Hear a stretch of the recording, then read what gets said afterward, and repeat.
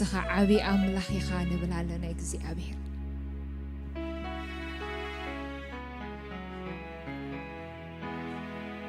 هاليلويا كم زي بلا مزمور داويت هاليلويا هاليلويا أبسوسان سلستن سنتاي بالأملاخ مسكن بهوتيك سعزلخو كبارخك بسم كان أداوي كالعلاني بالأملاخ مسكن هاليلويا رديئتي نسخة إيخا عم تحتت إلى لخنافكا حقوس على خوي لأملاخ مسكن هاليلويا عم تحتت إلى لخنافكا نحقوس علينا أملاخي عم مدنك عسي كذكرك بليتي إننا نقحكوك حسبك خلخو نفسي كم بسبحنا نقعن تتأقبي لأملاخ مسكن عفيون بخنافري إللتاك مسجنك أيو نفسي أبد حريخا تتأبق هاليلويا يمانيتي إدكاون تدقفني الله إلى أملاخ مسجن هاليلويا بزك على زن حسبنا خنسألينا أملاخ مسجن نهوك زي أبيهر بهوت كسع زلخو كبارخك كخنوبلينا أملاخ مسجن بهوتي كسع زلخو كبارخك كأي أملاخي بهوت كسع زلنا خنبارخك كأينا هاليلويا بحيلنا جزي أبيهر بتحت تسألنا خنافكان نبر لنا نحجوس علينا جزي أبيهر بأخا نحجوس علينا نفسنا جزي أبيهر بأخا تحجوس على بحيبلا هاليلويا أملاخ مسجن كم إبلنا أملاخ بارخ هاليلويا أمدك أسنا كن حسبو خلنا أملاخ مسجن بليتي إننا إحنا كن حسبو خلنا أملاخ مسجن هاليلويا نفسنا كم بسبحنا نقعن تتأقبي لأملاخ مسجن عقابتنا زخونك أملاخ توارخ نسخة إيخا جزي أبيهر عقابتنا نبلالنا كالي عقابت يبلنا نقويتهاي كالي بحزبل نقر يبلنا هاليلويا نسخة جنا أملاخي لعلو خلي إيخا نبلالنا لعلو خلي إيخا أبهي واتنا قويتها هاليلويا لعلو خلي إيخا نبلالنا عم تحتي تسأل خنافك نحقوس علينا أملاخي ردعي إيخا يجزي أبيهر ترد الناس لزلخا تمسجن حقازي إيخا يجزي أبيهر تساقر الناس لزلخا تمسجن نفسي لومي بمحرتك أدوي لازلام وتمسجن لومي اندقنا محرت لزبزح اللي تمسجن لومي رديئتك سلزرخبكو تمسجن هزبخا لومي زيابيهر محرت كاس لزبز حلو تمسجن زيابيهر مسانا سلزلخا تمسجن كاب هلونا خازتلا على بهوت دويلنا لنا ما أبوين بارخك لنا نهو كل معالتي أب قدميخا جو كنبل سلزرد أخانا تمسجن نن معالتو زخون صقا متان كتقبلس نابزفان صقو قربي لأملاخ مسجن هاليلويا نن معالتو حيل يدلينا أملاخي نن معالت زخون دس هاجر صقا يدلينا أملاخي لمون وأملاخي نهزبخا غويتاين أملاخين ممليسكا بتصقا سلت خبو تمسجن نبلالنا نهو تحياويتي إدكادم ما غويتا بالعلينا سلزلا تمسجن مسانا سلزلا تمسجن نسو أموني كسع مودعتا خاخ كمرحاكمي يبلك على أملاخ مسجن كسع مودعتا زمرحانا أملاخ جماري إمنتنا دمدامي أخا أبعل زخونا كريستوس أملاخ مسجن كل جزء يبلك على أملاخ هاليلويا متى نفساتكم كي حللان كي دخمانسي نابت جمار إمنتكم دمدامي أدما بعلو زخونا كريستوس تأمتوا بلنا أملاخ مسجن ناب أخن تأمت كل جزء حواتي هاليلويا ناب أخن رئي أملاخ مسجن هاليلويا تمسجن نعخات راح كنت أمتك أملاخي نعخا أن حسبنا بوي كنحقوس هاليلويا بأخا بحيلنا وأملاخي ننبرا لنا موت مسجن هاليلويا إذن نحسبنا أملاخ مسجن نحيلنا زبرت أملاخ نحسبنا نتصورنا زوسد أملاخ نحسبنا خنزمر لينا أملاخ مسجن لو مخا اندجنا بحدش مسجنا أملاخ مسجن لو مخا هاليلويا ممليسنا أبكنا فرنا مسجنا زنبر أملاخ لمو نابخا متسئلخو نبال أملاخ مسجن لمو انطعم شتو ناب أجرخا كسبرو قويتا متسئلخو بحيلوكا مسوعتنا كتوسدو أملاخي هاليلويا زقبرلنا أملاخ بزيحي حواتي هاليلويا كاب حمد على سب زقبرلنا أملاخ سمي يبارخ جنا حتى أنكلنا زفكرنا أملاخ سمي يبارخ هاليلويا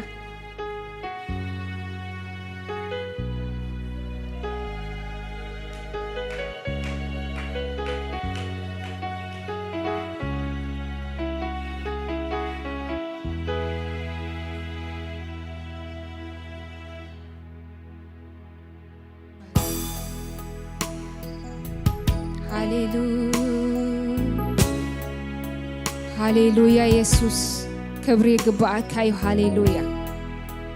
هاليلويا أبو تمسجن سلات زجبر كلنا انتي مخنا بليلنا خنا مسجنا إن أملاخ مسجن انتي مخ بلين دبلنا أملاخ مسجن كنا مسجنا انتي خزق قربو هاليلويا نهبون أملاخ ولا حدا يلن أملاخ بارخ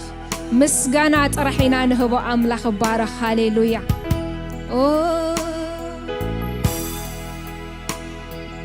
انت يمخ انت يخزق قربو وعلت كاس كاب عقمي ملعلي خوينو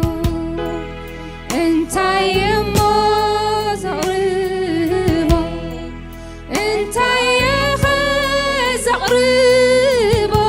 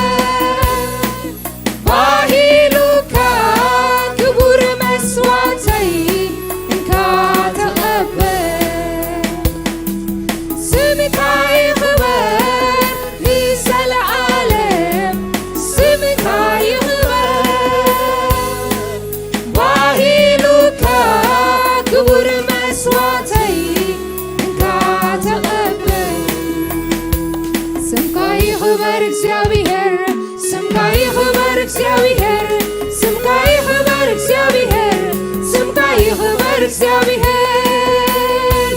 ስምካ ይክበር እግዚአብሔር ስምካ ይክበር እግዚአብሔር ስምካ ይክበር እግዚአብሔር ስምካ ይክበር እግዚአብሔር ስምካ ይክበር እግዚአብሔር ስምካ ይክበር እግዚአብሔር ስምካ ይክበር እግዚአብሔር ስምካ ይክበር እግዚአብሔር ስምካ ይክበር እግዚአብሔር ስምካ ይክበር እግዚአብሔር ስምካ ይክበር እግዚአብሔር ስምካ ይክበር እግዚአብሔር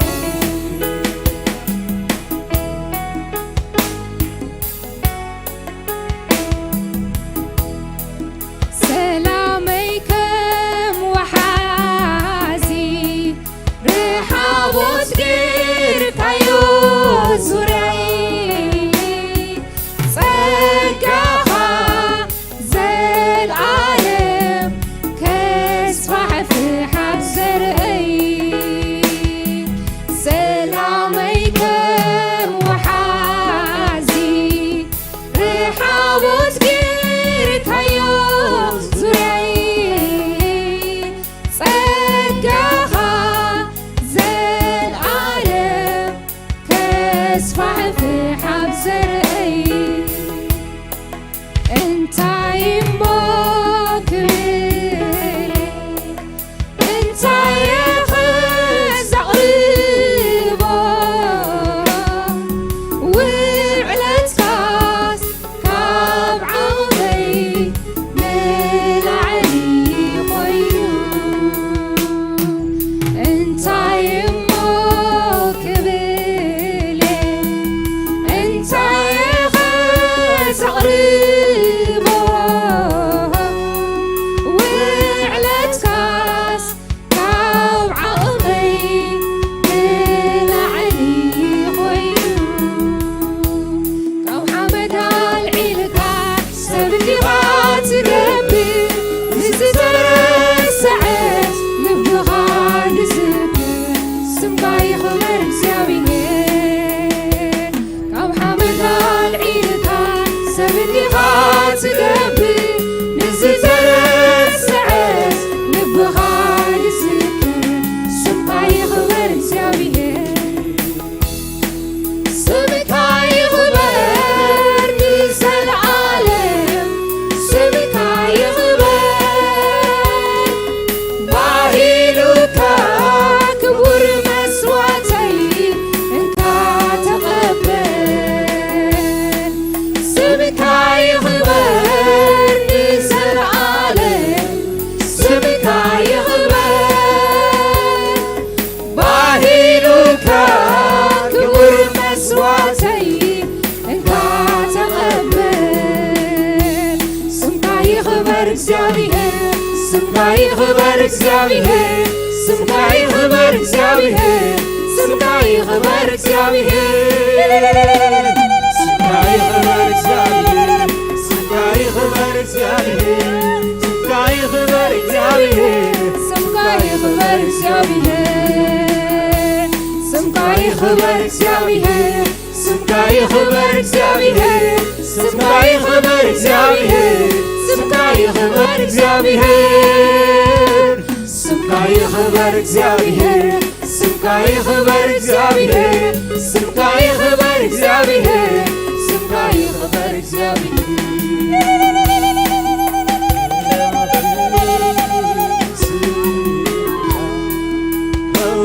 ከውርዮዬን ስራጋ ዝገበርካለይ በዚሑስ ምስጋና ንበካ ከናፍረይ ንስምካ ከውርዮዬን ስራጋ ዝገበርካለይ በዚሑስ ምስጋና ንበካ ስምካ ይኽበር እግዚአብሔር ስምካ ይኽበር እግዚአብሔር ስምካ ይኽበር እግዚአብሔር ስምካ ይኽበር እግዚአብሔር ስምካ ይኽበር እግዚአብሔር ስምካ ይኽበር እግዚአብሔር ስምካ ይኽበር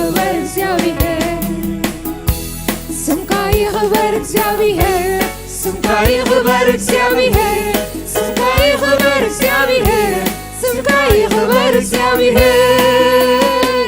ስምካ ይክበር እግዚአብሔር ስምካ ይክበር እግዚአብሔር ስምካ ይክበር እግዚአብሔር ስምካ ይክበር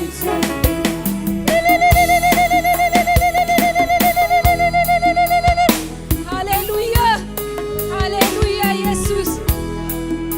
ስምካ ይክበር አምላኽና ሃሌሉያ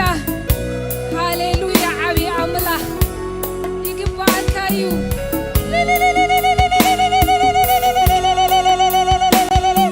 ሃሌሉያ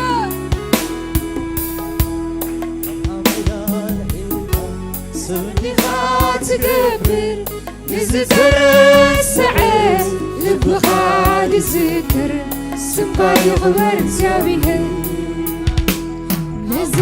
አልዒልካ ሰብኻ ትገብር ንዝተረስዐ ልብኻ ዝዝክር ስምካ ይኽበር እግዚአብሔር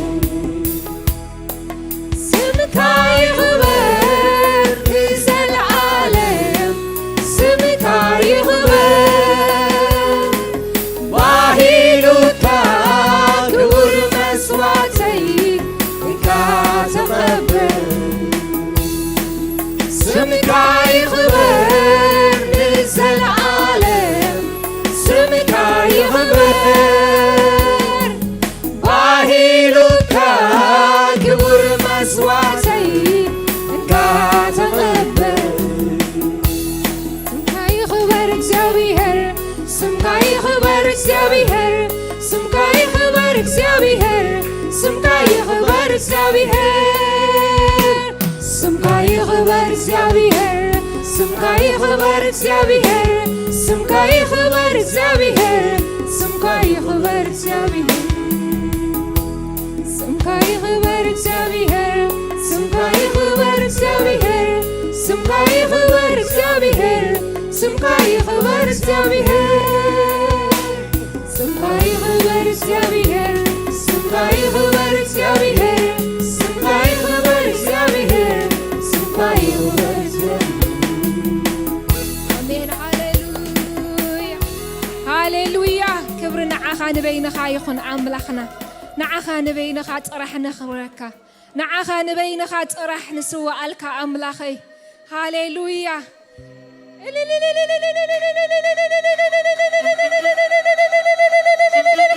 ሃሌሉያ ክበረና አምላኸይ ንስኻ ጥራሕ ኣብ ህይወተይ ክበር ንበሎ አምላኽ መስገን ንስኻ በይንኻ ተቆጻጸረኒ ንስኻ በይንኻ ግዛኣና አምላኸይ ሃሌሉያ ሃሌሉያ ኣይፈቅድን እየ ሃሌሉያ ንስኻ ትብህጎ ካልእ ክወስዶ ኣይፈቅድን እየ አምላኸይ ሃሌሉያ ንስኻ በይንኻ ጥራሕ ክትከብር ኣብ ህይወተይ ንስኻ በይንኻ ጥራሕ ንእስነተይ ክትመልኮ ንስኻ በይንኻ ጥራሕ ዘመነይ ክትውድኦ ሃሌሉያ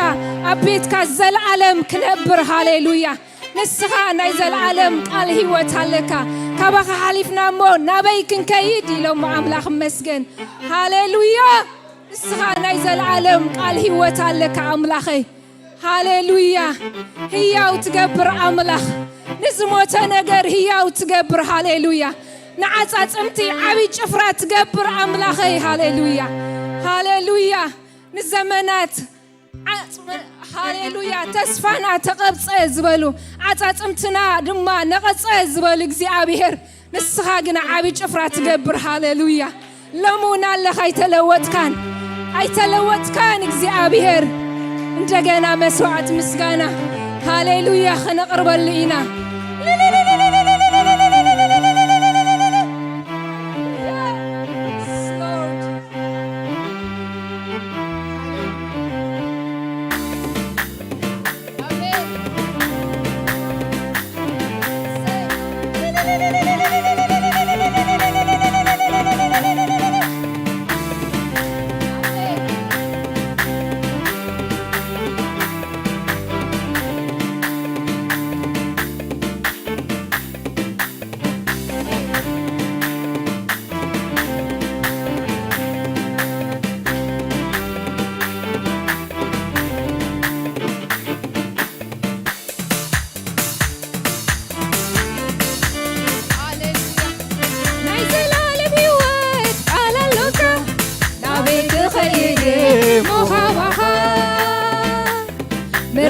يزيون الزلعان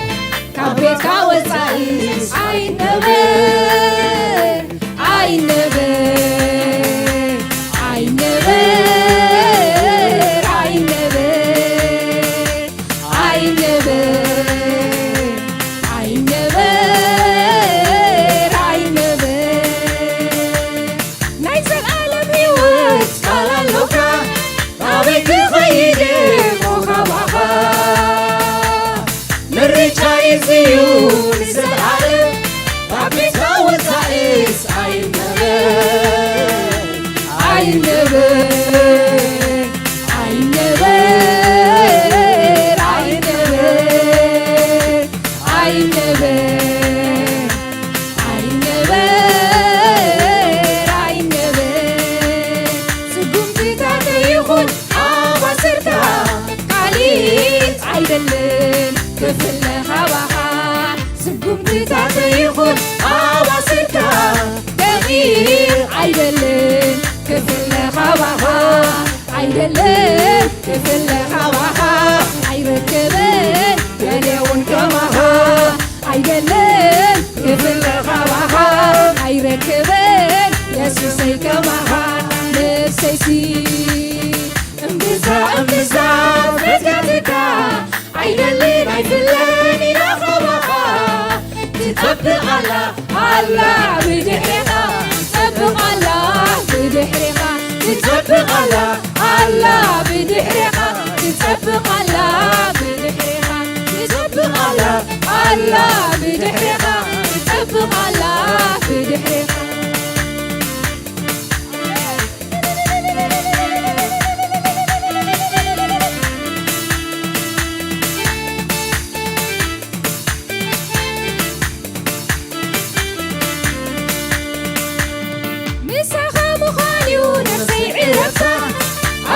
تسخيو حجابتا بركبت بالمتعارف بمسعنا مليئات تسيب بمسكانا بمسكانا بمسكانا بمسكانا بمسكانا بمسكانا بمسكانا سقومتي تعطيخون قاليت عيدلن كفل خبخا سقومتي تعطيخون عباسرتا دقيق عيدلن كفل خبخا عيدلن كفل خبخا عيركبن يليون كمخا عيدلن كفل خبخا عيركبن يسوسي كمخا عيدلن كفل خبخا عيركبن يسوسي كمخا عيدلن كفل خبخا عيركبن يسوسي كمخا نفسيسي امبزا فتكتكا عيدلن عيفلن إلى خبخا تطبق الله بدحرقا تطبق الله بدحرقا تطبق الله بدحرقا تطبق الله بدحرقا تطبق الله بدحرقا تطبق الله تطبق الله بدحرقا تطبق الله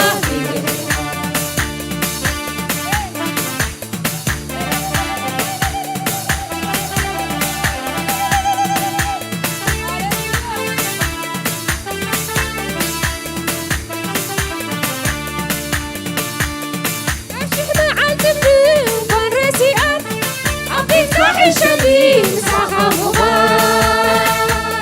كابخازي كونس عيغولني نغلق سبنا يترفني يترفني يترفني يترفني يترفني يترفني يترفني سقومتي تعطيخون عباسرتا قاليت عيدلن كفل خبخا سقومتي تعطيخون عباسرتا دقيق عيدلن كفل خبخا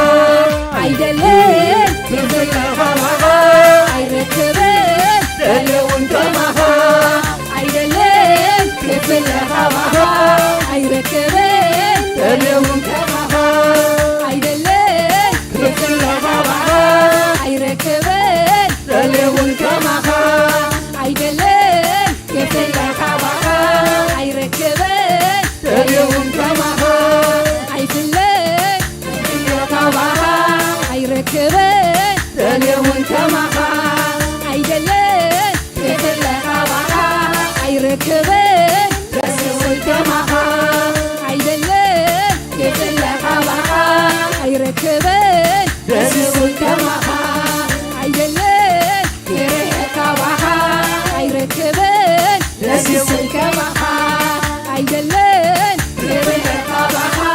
عيركبن يسوسي كمها نفسي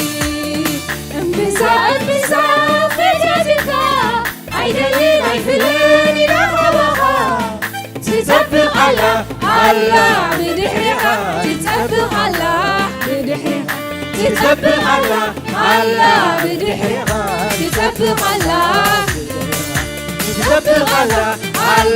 بدحرها تطبق الله بدحرها تطبق الله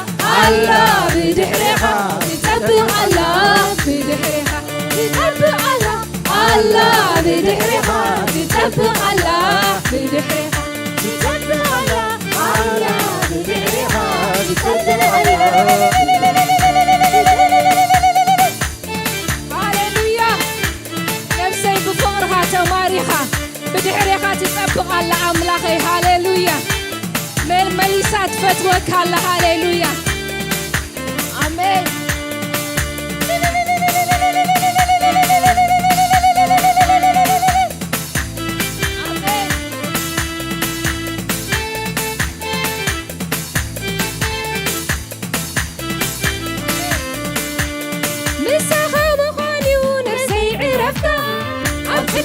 سايو عقابتها بركض بالكتعارف كالصعرة مليئات بالسر بمسكانة بمسكانة بمسكانة بمسكانة بمسكانة بمسكانة بمسكانة سقمتي تعطيهم عيدلن كفل خبها سقوطي ساتيخون عباسكا دقيق عيدلن كفل خبها عيدلن كفل خبها عيركبن تلون كمها عيدلن كفل خبها عيركبن بسوسي كمها عيدلن كفل خبها عيركبن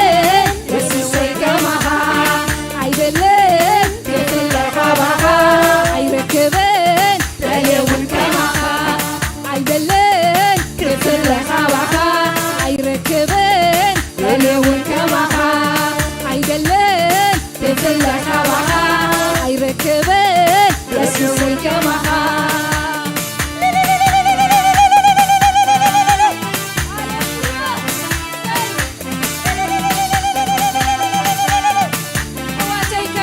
سينركبني هاليلويا زمني كله حواتي أبيت كاي ودع بلو هاليلويا حواتي كله صاكبر له هاليلويا عيدلني هاليلويا سي خالق وسطو يدلني هاليلويا مساخان تسمامي عن الله مساخان أبرا فتي يلخو هاليلويا زمني كله هاليلويا سي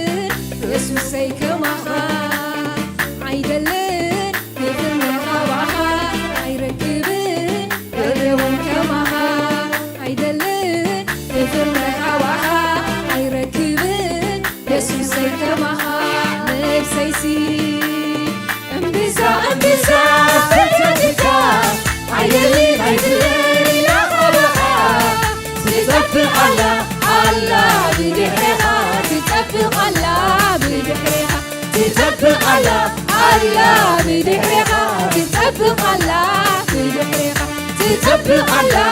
الله بدحريقة تطبق الله بدحريقة تطبق الله الله بدحريقة تطبق الله بدحريقة تطبق الله الله بدحريقة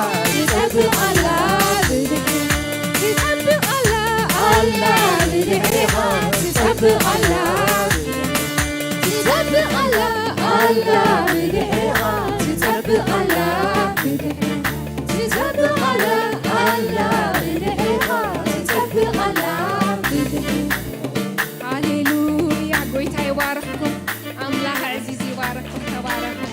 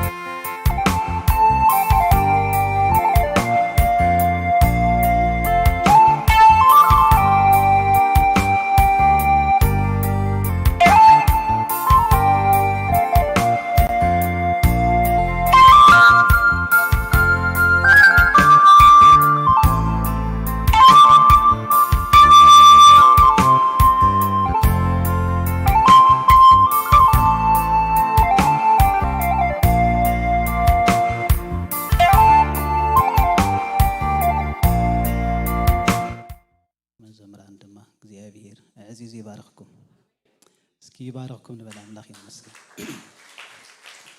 ኢየሱስ ክርስቶስ ጌታ ክብርና አምላክ ይሁን ናብ ቃል አምላክ ከይሪና ቃል አምላክ ዘካፍለና ሐዊ ጀኔ ጌታ ይባርክ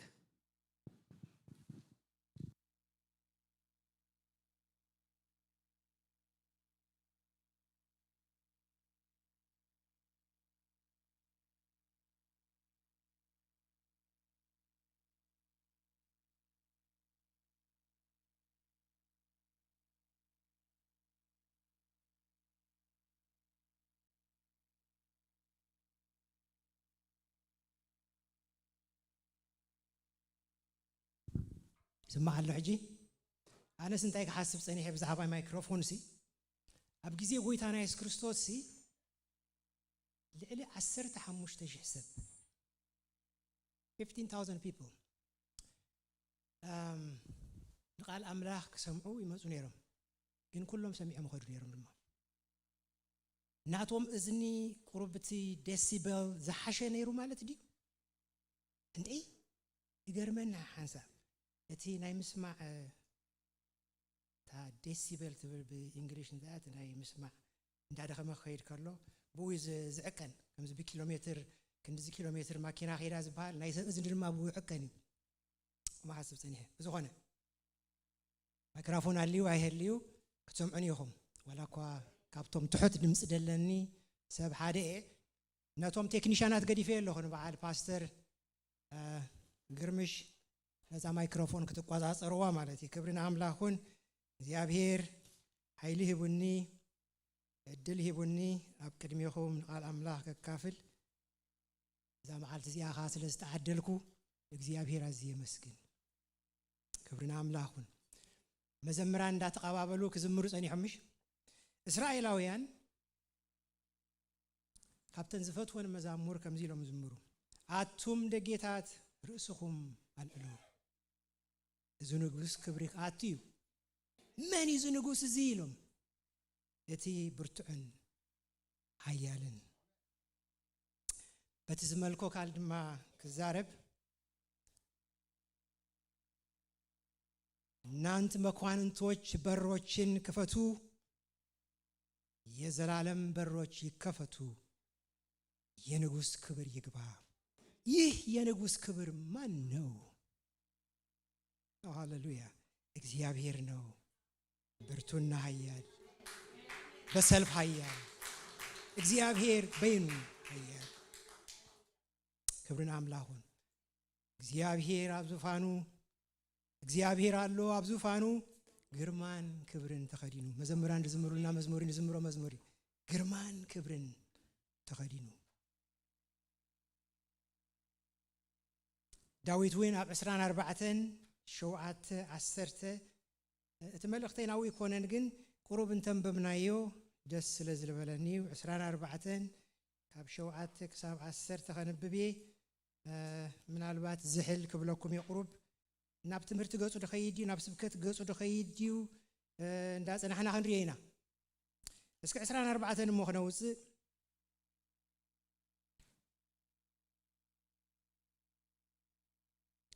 ኣቱም ደጌታት ርእስኹም ኣልዕሉ ናይ ዘለዓለም ደጌታት ልዕል በሉ እቲ ንጉስ ክብሪ ከኣቱ እቲ ንጉስ ክብሪ መን እዩ እቲ ብርቱዕን ኃያልን እግዚአብሔር ኣብ ውግእ ብርቱዕ እግዚአብሔር እዩ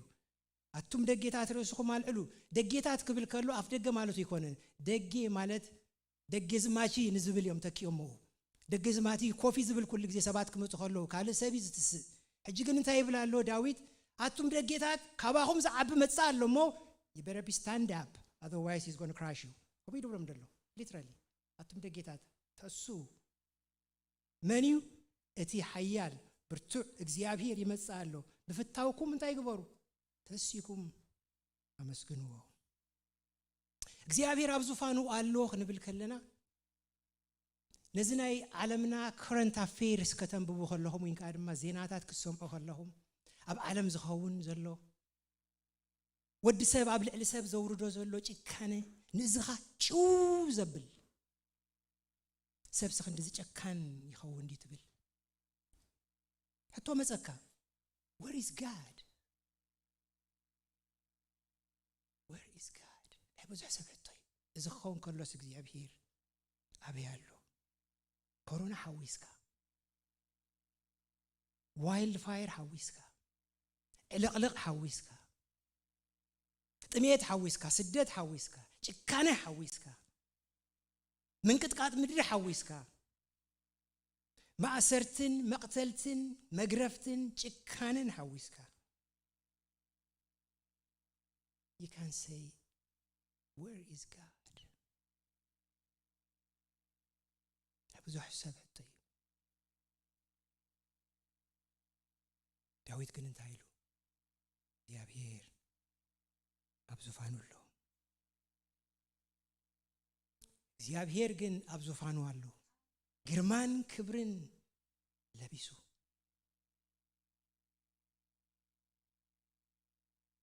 ኢየሱስ ክርስቶስ ኣብታ መወዳእታ መዓልቲ ንሐዋርያት ክፍለዮም ከሎ ሰዓት ኣኺላ ኢሉ the time is here ናይዚ ዓለም ገዛኢ መጽእ ኣሎ ኣባይ ግን ሓንቲ እኳ የብሉን ናይ ዓለም ገዛኢ ኣሎ ብዛ ዓለም እዚ ናይ ዓለም ገዛኢ ንዓለም የናውፅ ኣሎ ኮሮና ይፍንወላ ስምብድ ትብል ውግእ ፍንወላ ስምብድ ትብል ምንቅጥቃጥ ምድሪ ኸውን ትስምብድ ናይዚ ዓለም ገዛኢ ኣብዛ ዓለም እዚ ኣሎ መን እዩ ዝገዝእ ደሎ ነዚ ዓለም እንተዳኢልና ዲያብሎስ ገዛሉ it's well known ጎይታና ኢየሱስ ክርስቶስ ግን ኣባይ ስልጣን የብሉን ሰላማይ ካ ሓድገልኩም ኣለኹ እቲ ኣነ ዝሓድገልኩም ሰላም ዝዓለም እዚኣ ከም ትበኩም ስለ ዘይኮነ ኣይትሸበሩ the hope of the Christian is Jesus Christ he's coming back again ስለዚህ don't be troubled ኮሚሉ ጥራ የገደፉም I will leave you for a reason but for a season ኦሮብ ጊዜ ካድገኩሜ ግን ዓላማ ዓላማ ካንታያ ወንጌል ዓለም ኩሉ ክበጽሕ ምንቲ ልብኹም ማይሸበር በአምላክ እመኑ በአይውን እመኑ ክብርን አምላኹን እግዚአብሔር አምላክ ዝመደቦ ጊዜን መዓልትን አሎ ስለዚህ እግዚአብሔር አምላክ ነመስግን ይግባ ናይሎም ትምህርተይ በቀጥታ ካአጥየ ድሕሪዮ ክንጸልይና ወንጌል ዮሐንስ ምዕራፍ 1 ኣብ ቁጥሪ 1 ክሳብ 8 ከነንብብ ኢና I hope ትግርኛ ይክሳማ ማዓኩም እስኪ ከንብብ ከም ዝብል ራእይ ዮሐንስ ምዕራፍ 1 እቲ ቀልጢፉ ክኸውን ዘለዎ ንባሮት ምእንቲ ኸሪኦም ኢሉ አምላክ ዝሃቦና ኢየሱስ ክርስቶስ ራእይ ቢድ መልአኹ ይኸውን ባሪኡ ዮሐንስ አርአዮ ንሱ ንቃል አምላክ ንምስክር ኢየሱስ ክርስቶስን ነቲ ዝረአዮ ዘበለ ኩሉ መስኪሩሎ እቲ ዘመን ቀረባዩ እሞ እቲ ነዚ ቃል እዚ ነዚ ቃል ትንቢት ዘንብብን እቶም ዝሰምዕዎን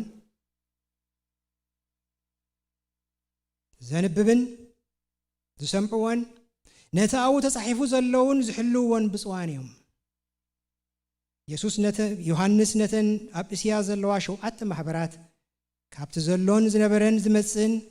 ካብቶም ኣብ ቅድሚ ዙፋን ዘለው 7 መናፍስትን ካብቲ እሙን ምስክርን በኽሩ ሙታትን ርእሲ ነገስታት ምድርን ዝኾነ ኢየሱስ ክርስቶስ ካጸጋን ሰላምን ምሳኻትኩም ይኹን ነቲ ዘፍቅረና ዘሎ ካብ ኃጢአትናውን ብደሙ ዝሓጸበና እግዚአብሔር አቦ መንግስትን ካህናትን ክንኮኖ ዝገበረና ክብርን ስልጣንን ዘለዓለም ዓለም ንዑ ይኹን አሜን እነሆ ብደበና ይመጻሎ ኩለን ዒንቲ እቶም ዝወግዎን ካኽሪዎም ዘለው ዓሌታት ምድሩን ክበኺልዮም እወ አሜን አልፋን ሜጋናኔ ዘሎን ዝነበረን ዝመጽን ኩሉ ዝኽእል እግዚአብሔር አምላክ ንጸልይ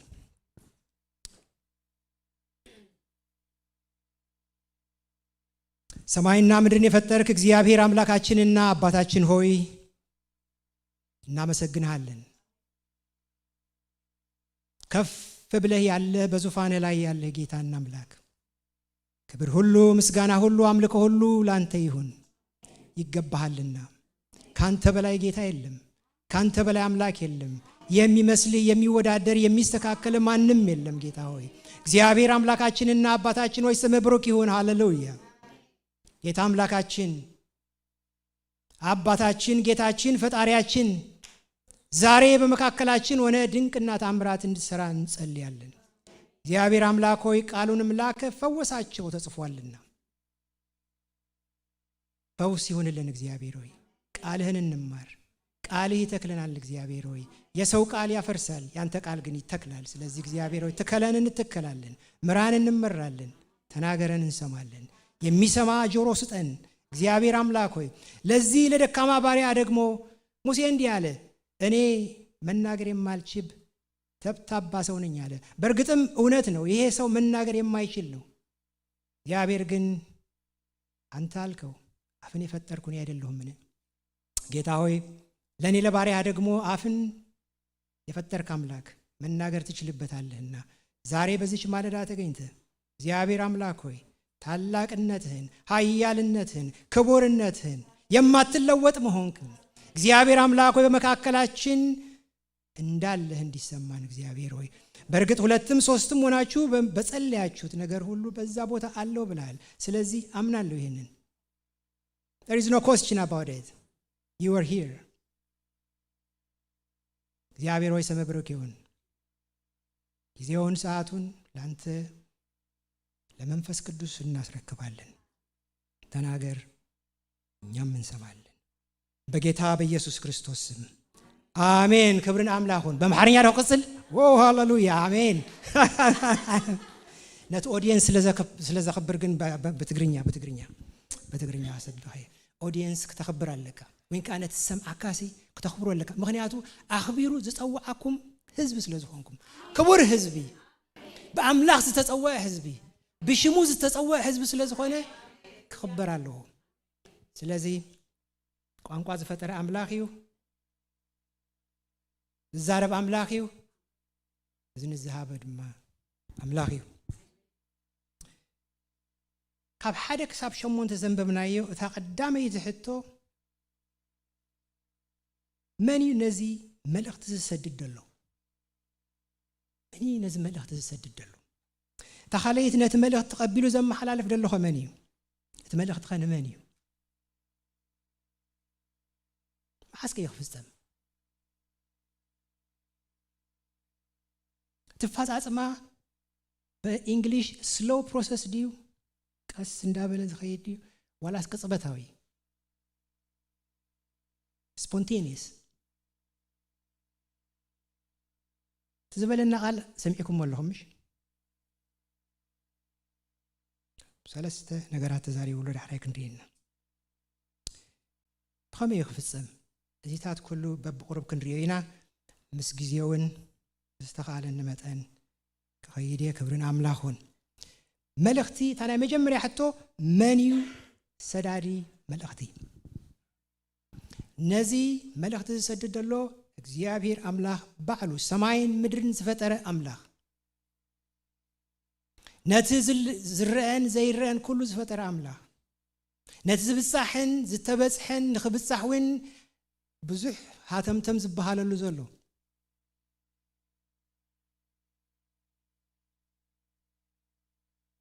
ፈላጣት እግዚአብሔር ክብጻሕ ተደልዩ እስኪ ክንበጽሖ ኢሎም ናብ ዘፍጥረት ምልስ እንተይልና ሓደ ነገር ንርኢ። ሰባት ንእግዚአብሔር ክንበጽሖ ታወር ንስራሕ ኢሎም ወይንካ ቢልዲንግ ህንፃ ንስራሕ ኢሎም በብቁሩብ እንዳሰርሑ ምስከዱ እግዚአብሔር ርኢዎም these people are evil ንዓይ ክበጽሑ ዲ ስለምንታይ መስለኩም እዞም ሰባት እዚኣቶም ከምኡ ድገብሩ ነይሮም? they had one purpose ቅድሚኡ እግዚአብሔር ኣብ ግዜ ኖህ ብማይ ስለ ዘጥፎም ኣብ በረኽቲ ቦታታት እንድሕር ኮይኖም ድሕር ሕጂ አምላኽ ብማይ ምእንቲ ከየጥፋና ነዚ ታወር ክንሰርሕ ስለዚ ማይ እንተመልአ ክሳዓው ስለ ዘይበጽሕ ጎቦታት ጥራይ ክመልእ ስለዚ ንሕና we are safe እግዚአብሔር ይዎም these people are evil ስለዚ I have to do something I'm not going to destroy them I'm going to disperse them ፋሕ ከብሎም እየ እቲ ቋንቋም ሓደ እቲ ሓደ ቋንቋ ምዃኖም ድማ ንኽፍኣት እምበር ንጽቡቕ ኣይኮነን ኢሉ ስለዚ what did he do? He just dispersed them ኣብዚ ዓለም እዚ ሕጂ ፈላጣት ናብ ማርስ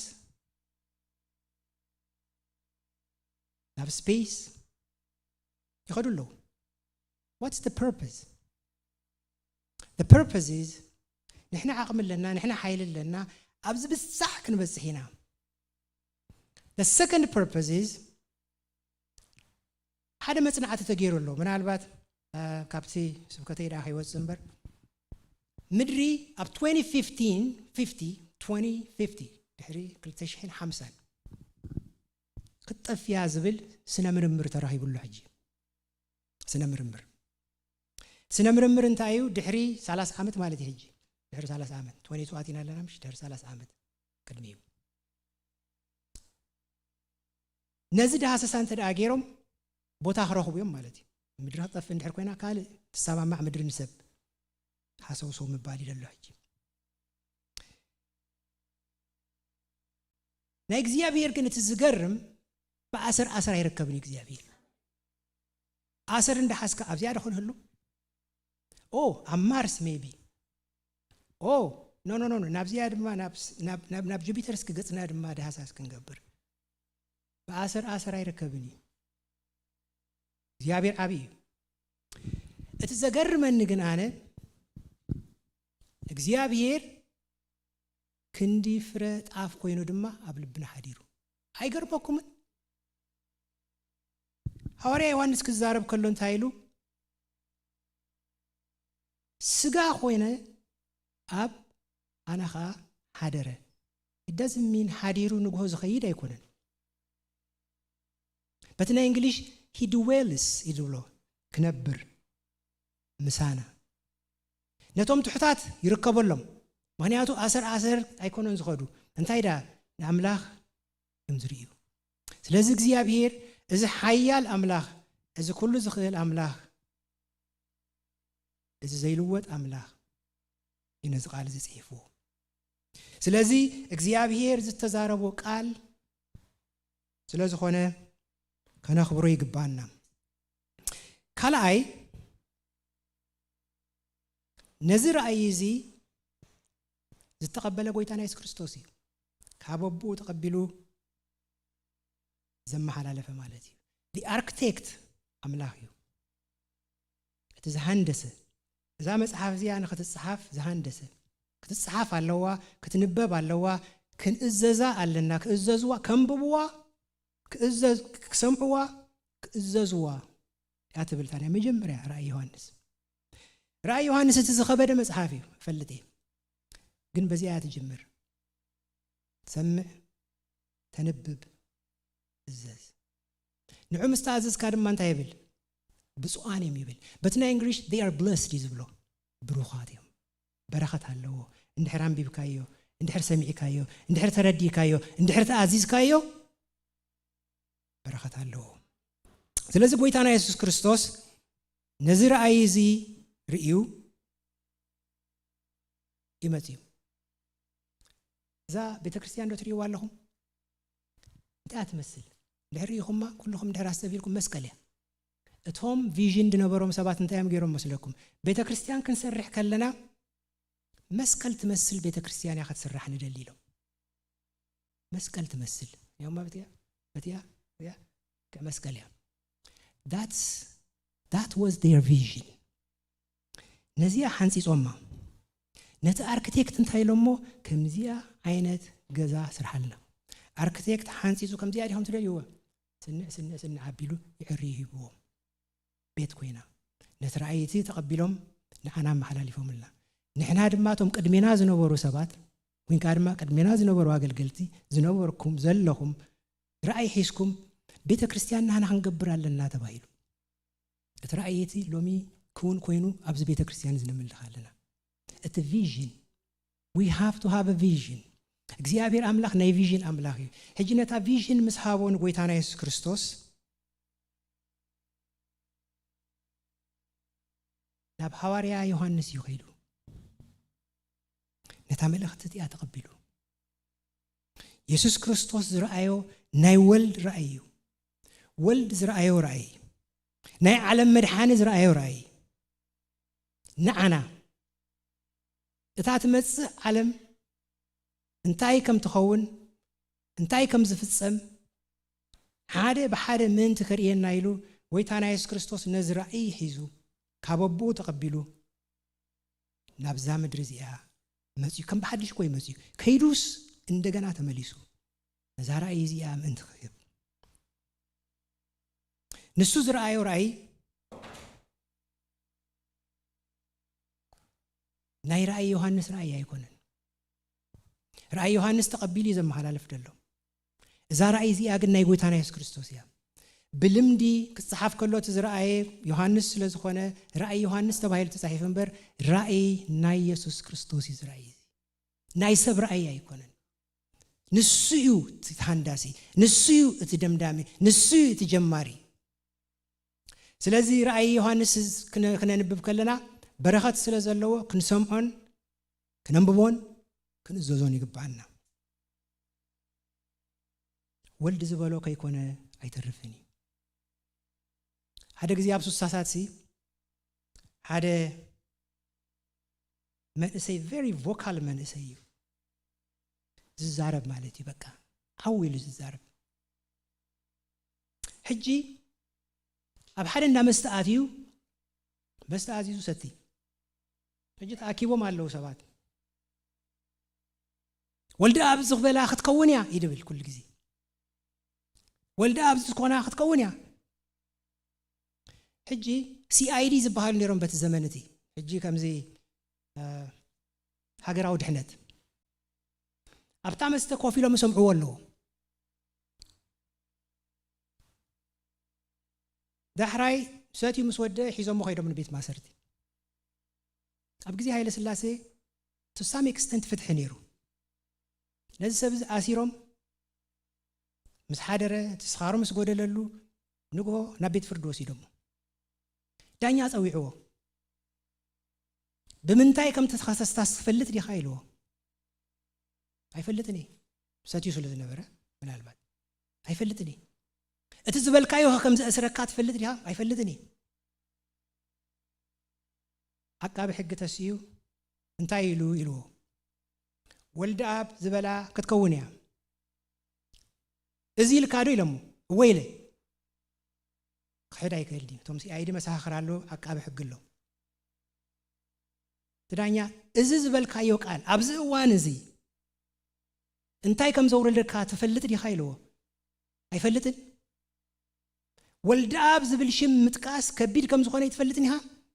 أمو أنا كو ولد أب زولدو إيه زبلكو إتا نسو زبلار ما ختكوني إيه زبلكو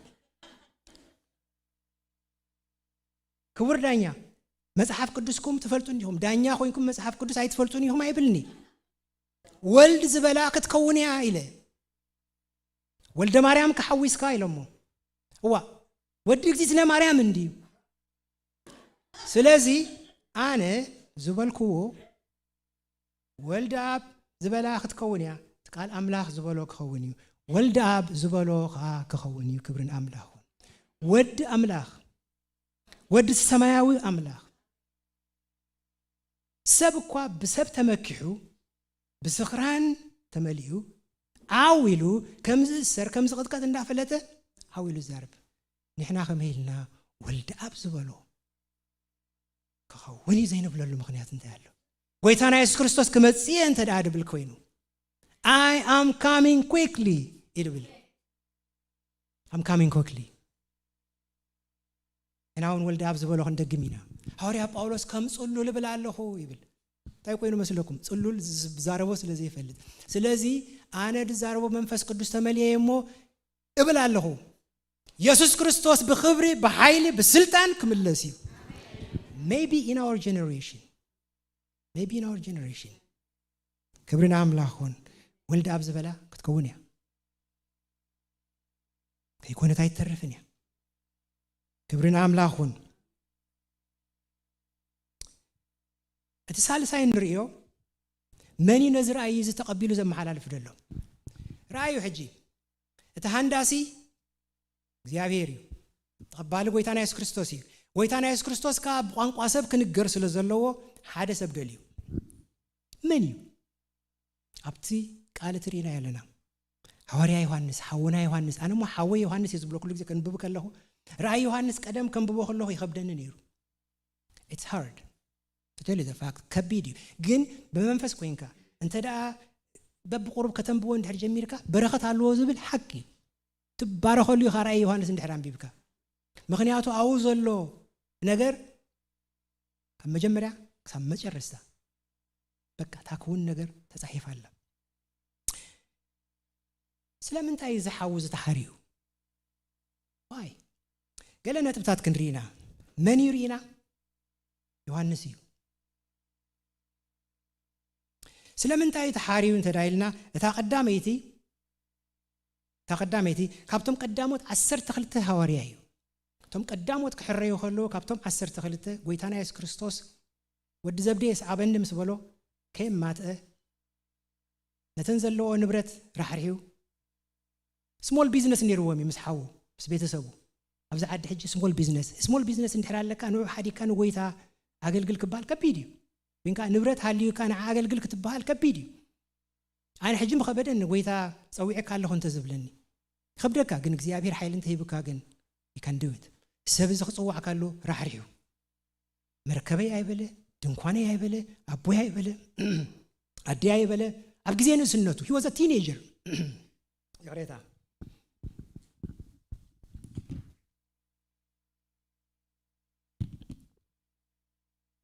እታ ቀዳመይቲ ካብቶም 12 እዩ ካልኣይ ካብቶም ኢነር ሰርክል ዝበሃሉ እዩ ኢነር ሰርክል ዝበሃሉ 12 ኣለዉ ሰለስተ ግን ብፍሉይ ዝተሓሪቡ ጎይታና ኢየሱስ ክርስቶስ እዮም for a mission ጴጥሮስ ያዕቆብ ዮሐንስ ካብዚያቶም ዝያዳ ድማ ናብ ክርስቶስ ዝጠበቀ ይብልና ኩሉ ግዜ ካብ ኣፍ ልቢ ጎይታና ኢየሱስ ክርስቶስ ወይንካ በመሓርኛ ከደረቱ ወይንካ ድማ ኣይፍለኒ he's always there ኣብዚ ኸዳ ኸይድ ከፈውስ ከሎብ ኣሎ ክምህር ከሎብ ኣሎ ዮሐንስ ናብዚ ከምዚ ወፂኡ ዝብል ኣይትረክብ ያ መጽሓፍ ቅዱስ ናይ ጴጥሮስ ትርኢኻ up and down but he was a strong man had a character ነይርዎ ናይ ጴጥሮስ even to the end of killing someone ጴጥሮስ ጭካነ ነይርዎ ጭካነ ክብል ከለሁ ንሰብ ንምቕታል ኣይኮነን ግን ንኢየሱስ ክርስቶስ ካብ ዝነበሮ ፍቕሪ ነታ ሰይፉ መሊሑ እቲ ባርያ ናይ ሊቀ ካህናት እንታይ ገይርዎ ብል ጠቅ ኣቢልዋ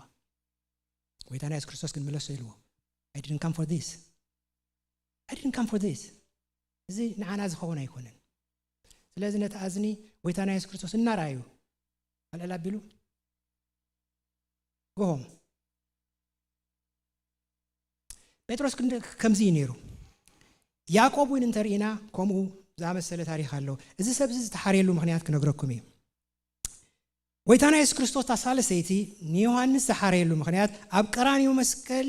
ጎይታና ኢየሱስ ክርስቶስ ተሰቂሉ ከሎ እቶም 10 ሐዋርያት ይሁዳ ነብሱ ኣጥፊኡ እዩ ንእለታ ጎይታና ኢየሱስ ክርስቶስ ክስቀል ምስ ረኣየ እቲ ዝገበሮ ጌጋ ምዃኑ ምስ ተረድአ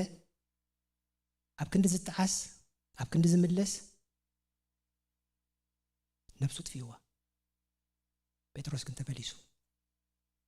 ሐዋርያ ዮሐንስ ግን ኣብታ መስቀል ኣዲኡ በዓል ማርያም ካልኦትን ኣብታ መስቀል ጎይታና ኢየሱስ ክርስቶስ ክስቀል ከሎ ኣብ ጥቓ ኣደ ጎይታና ኢየሱስ ክርስቶስ ነይሩ he was there he was faithful ማለት እዩ up to the end ጎይታና ኢየሱስ ክርስቶስ ናይ መጨረስታ ተፈጸመ ቅድሚ ምባሉ ሐዋርያ ዮሐንስ ሓንቲ መልእኽቲ ይብዎ ጎይታና ኢየሱስ ክርስቶስ ሰብኣዊ ርሕራሄ ዝነበሩ ኣብ ኣምላኽ ስለ ዝነበረ ከም ሰብውን ስለ ዝነበረ ኣዲኡ ክርስዓ ኣይከኣለን ጎይታ እዩ ኣምላኽ እዩ ማርያም ሕጂ ስራሕ ክወዲእክ ይኽሞ ጎሆም ኣይበላን ኣምዳን ኣይበላን someone has to take care of her ምክንያቱ ብዕድመውን ደፊኣ ክትከውን ትኽእል ክትምርዖ ከላ probably 15-16 33 ዓመት ወስኸሉ ጎይታ ኣብ ምድሪ ዝነበረሉ እንድሕር ደሚልኩሞ ናብ 50 ገጻት ትገማገም ኣላ ብምንታይ ትነብር ዮሴፍ መይቱሎ ጎይታ ግን ነዚ መንእሰይ ወዲዝ እንታይ ኢልዎ ኣዲኻ ኢሉ ካብሎም መዓልቲ ኣዲኻ ያውሰዳ እዚ ሐዋርያ እዚ I don't think he was married I think he was single ታሪኹ ከንብብ ክፍትን እየ ክጅምር እዛ ኣደ ኢየሱስ ሒዝዋ ኸይዱ ዝተሓርየሉ ሓደ ምክንያት ክኸውን ይኽእል እዩ ዝበልክዎ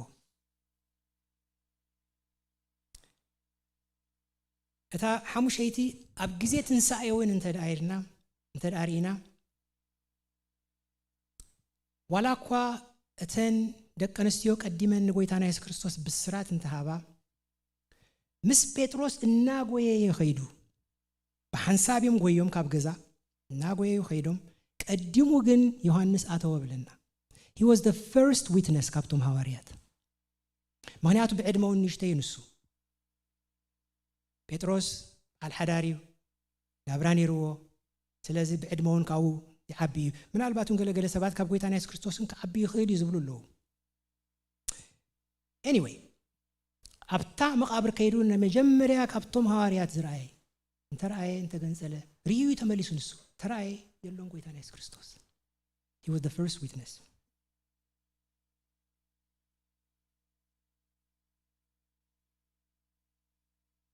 ክምስክር ከሎ ሐዋርያ ዮሐንስ ከምዚ ኢሉ በእንትና ዝረአናዮ በእዛና ሰማዕናዮ ተጠመትናዮ ይዳውና ዝረምሰሶ እና ምስክሪና ስለዚህ ሕብረት ምስ አቦን ወዱን ምስ ኢየሱስ ክርስቶስ አለና ንስኻትኩም ከዓ ምእንቲ ሕብረት ክህልወኩም እዚ ንጽሕፈልኩም አለና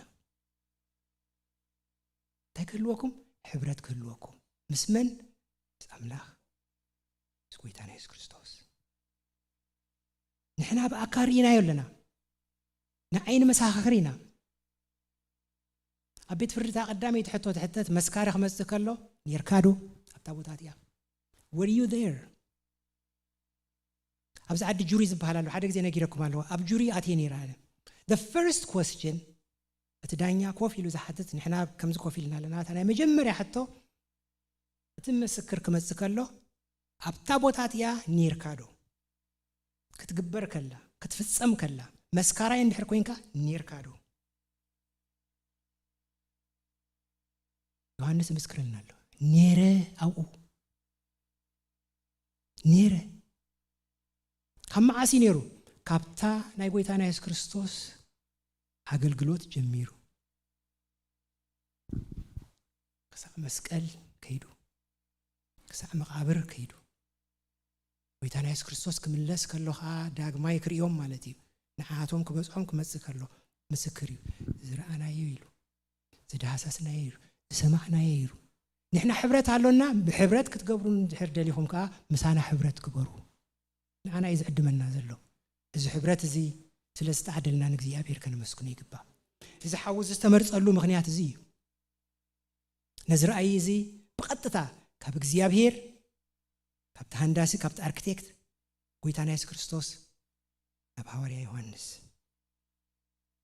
ንመን ተጻሒፉ ኣብ ቁጥር 1 ከምዚ ብላሉ ንባሮቱ ከርእዮም ኢሉ መን እዮም ቶም ባሮቱ ኣነ ንስኻትኩም እቲኦም እሞ መሳኻኽር እዮም ርዮም እዮም ዳህሲሶም እዮም ሰሚዖም እዮም ቶም ባሮት ዝብሎም ብእንግሊሽ servants ዝብሎም ዓቀይታይ ሰራሕተኛ ተሓባባራይ ነቲ ናይ እግዚአብሔር ስራሕ ዝተሓባበሩ ሰባት ንዖም ከርእይሉ ነዚ መጽሓፍ ዝተጻሒፉ ራእይ ዮሐንስ ቀንድ ዝተጻሕፈሉ ምክንያት ንዓና እዩ ንባሮቱ ሐዋርያ ጴጥሮስ ብዛዕባ ዝዛረብ ከሎ ንስኻትኩም ደግነት እግዚአብሔር ካብ ጸልማት ኣብ ዝገርም ብርሃን ሕሩይ ወለዶ take this word ሕሩይ ወለዶ በትና እንግሊሽ peculiar fully ወለዶ can you imagine that ኣብዚ ኩሉ ወለዶስ ፍሉይ ወለዶ ክንባል ንዓይ ገርመኒ እዩ I can't express it who am I ሎሚ ከረባት ተኸዲነ ብዚ ተጠው ኢለ ኣለኹ ጽባሕ ግን 6 down feet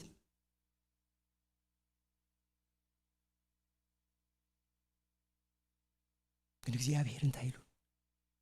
you are peculiar fully ወለዶ ናይ መንግስቱ ካህናት ዋው ካህናት ይኹም ኣሕዋተይ don't take it light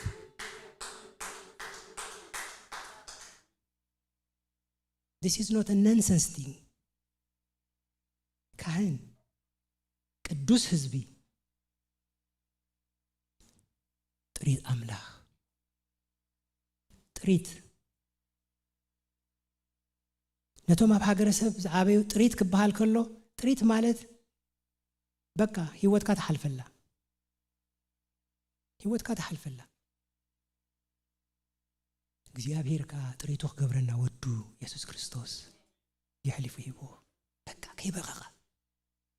I have to do it ኢሉ ጥሪት ከገብሮም እንተዳ ሆይነ there is only one way I have to send my son ሓንቲ መንገዲ ጥሪያ ዘላትን ንሳ ድማን ወደይል ይኸ ነዚ ህዝብ እዚ ካብዚ ጸልማት ዝከውጽእ and he died on the cross አማውታ ድማ አማውታ ይኮነን ካልኦት ብገበኔም ተሰቂሎም ቶም ክልተ ኣብ ጎኒ ጎይታና ኢየሱስ ክርስቶስ ንሱም ማእከል ተሰቅሉ እቲ ሓደ ተደሊኻ ንርእስኻ ድሕን ድሕሪ ድማ ንዓና ንርእስኻ ዘይኮንካ ንዓና ክትኮን ኣይትኽእልኒ ሃይሉ ሓደ ግን ኣታ ንሕናስ ብግብርና ኢና ተፈዲና ክልቲኦም ኣብ መስቀል ታይልዎ ኣብ መንግስቲ ሰዓት ምትከለኻ ዘክረኒ ናይ ደቀ መዝሙር ትምህርቲ ተማሃረ ጥምቀት አይወሰደ ናይ መንፈስ ቅዱስ መልአት አይረኸበ 1 second ቀድሞ ሟቱ ነዚያ ተነሲሑ ጎይታና ኢየሱስ ክርስቶስ ጋር I assure you 100% ወልድ ዝበላኻ ተኸውን ያ ክብርና አምላኹን ምሳይ ኣብ ገነት ክትከውን ኢኻ Formality is not going to do anything in your life. Just say, you are my Lord. Hallelujah. ክብርና አምላኹን ነዚ ዘንበበ ሁሉ ክባረኽ ኢሉ መጽሐፍ ዝንባር ሕዋተይ ንዓና ንኣመንቲ ተጻሒፉ ነዚ ዓለም አንቢባ ክትርዶ ይትኽእል እያ There is no way. There is no way. ኣብ ዓለም ብዙሕ ማንዋል ኣሎ ኩላህና ኣብ ስራሕና ማንዋል እንዳተጠቀምካ ኢኻ ትሰርሕ ገሊዩ ማንዋል እንዳተጠቀምካ ገሊዩ ፕሮሲጀር ሓኪም እንድሕር ኮይንካ ፕሮሲጀር ኣሎ ሰልካ ምርፋ ይተወገን ኢኻ ሰልካ ከኒና ይተወን ኢኻ You got to find the problem and then you give him the diagnosis after that you give him the prescription حكاين ديم حكاين مالو ابز حواتنا انا از مصحف زي this is our prescription whether we like it or not عالم زي تدلي مصحفي اذا مصحف زي زغرمكم زوردو معات بزحيو بحرت حلمو ቅድድ ረቢሎም አንዲ ደሞ ገለ ሰባት ድማ ዝገርመኩም ነዚ መጽሐፍ ሲ ብላቲን ስለዝነበረ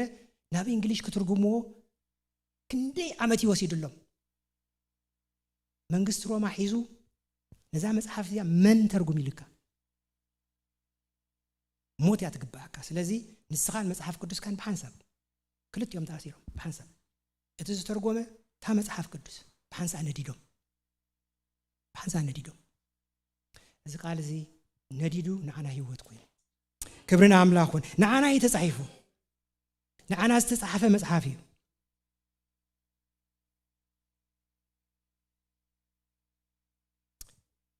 ራእይ 10:11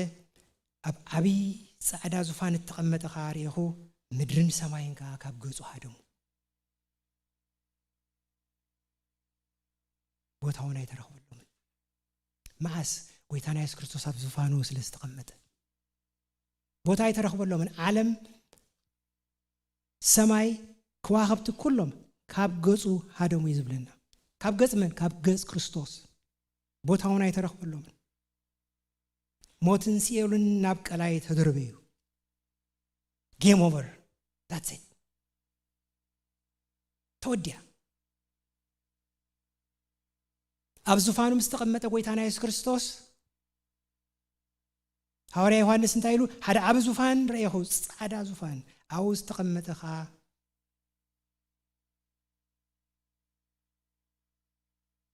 ከምዚሉ ከምቦ ምድርን ሰማይን ካብኡ ሃደሙ ሞትን ሲኦልን ካብ ቀላይ ተደርበዩ ታ ዝነበረት ጉዳይ ተወዲያ ማለት እዩ ራእይ ዮሐንስ ምባር ካብ መጀመሪያ ክሳብ መወዳታ ከማይ ኩዕሶ ትፈቱን ተዳኾንኩም ቁርብ ከዛኒየኩም ከማይ ኩዕሶ ትፈቱን ደርሕኮንኩም ጋንታ አላትኩምሽ ጋንታኹም ኩሉ ግዜ ክትዕወት ይኹም ትደልዩ ዝኾነ ይኹን ሰብ قصة مرأي حتى يكونن حوادي قصة ريانة anyway تاغانتاهم كل جزء كتسعريهم تدلي حقيقة غانتا خاتيفوزو زخون كايا غانتا كتسعري خاتدلي جن توصيت انتي كم زخون يتفلطونيها you could be a loser or you could be a winner رأي يوحنس جن زغرمكم كجمرن كودان حنتيا اتا وصيت دما فلتيا who is the winner who is the loser you don't have to انكون سعر تبعل الله يكونتن قدم قدادم ويتانا يسوع كريستوس ام مسقل قرانيو يديدت اب مسقل قرانيو تودي تفصم مسبله ويتانا يسوع كريستوس اتا وق ابا تودي the game is done the game is over there on the cross سيطان لوز كم زغبرا او يترديو مبار رأي يوحنس ناي عوات مصحفي جلسه كمزي ناي حنغوغو مصحف غيرو وسدو او كمزي عينت انسسا لو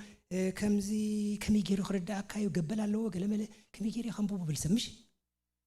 ناي عوات مصحفي كم مجمريا جميرو كسع زودي ناي عواتي امونغو مكرفاس አለው برغز عوات ግን تاويجيو ويتانا يسوع كريستوس انتايلو بقى تفصمه توديو نحن انتينا نخوم مسلكم كم زاب استديوم اتيهم نتوق كوفيل كهاتري بقى تعذبايها توق بمن كم زفصم تفلطيها كن تري ويتانا يسوع كريستوس እና ጸውዕ ማለትي ዲያብሎስ ጸውዑ ابز اغريدو تحشكا ولا نفسي ول تورد نغانن تصويعو ابز اغريدو تحشكا ولا نبقلاي كدربيكا تسجدو ويساي تسجدن ابزفانو ስለዘሎ ሰይጣኑን ከይፈተው ናብዝ ደለ ሀያብለን ይዱሉ ዝክሩ ዶቶም አጋንንቲ ናብተን በመሐርኛ ሪያ ይዱሉን እንካርማ ሐሰማታት ስደደና በጃኻ ይሉ በጃኻ ናብአተን ንኺድ ቦታ አይደሊዮም አጋንንቲ that's why we have to be careful Christians ነትንብሎ ነትንዛረቦ ነትንገብሮ ነገር ክንድንቀሉ ዝግባና እቶም ሃዲሞም ዝኸዱ ካብ ገለ ተባሪሮም ዝኸዱ መዕለብ ደልዮም ከምዚ ሄሊኮፕተር አይና ይኮን ሕሸኒላት ተዓልብ አይና ይዝጥመኒ ጎልጎል ዝኾነ ቦታ አጋንንት ተኻከሙ እዮም ምስተባረሩ መዕለብ ደልዩ ሽዑ ምቹ እንድሕር ኮይንካዮ አባኻ ዓልብ ሽዑ ዘይዝሩብ ትዛረብ ዘይበሃል ትብል ዘይግበር ትገብር ምክንያቱ እንዳባኻ መጽኢሎ ማለት እዩ እቲ ብደም ኢየሱስ ክርስቶስ ጸረየ ግን ነዚ ንኽገብር ኃይል ኣለዎ ስለዚ እግዚአብሔር ካብ ዝኹሉ ይሓልወና እታ ናይ መወዳእታ ሕቶ እቲ መወዳእታ መዓስ እዩ ኣብ መጽሓፍ ቅዱስ ቅልጡፍ ዘመን ቀረባ እዩ ብደበና ይመጻሉ ይብለናሉ ቅልጡፍ እዩ ቀረባ እዩ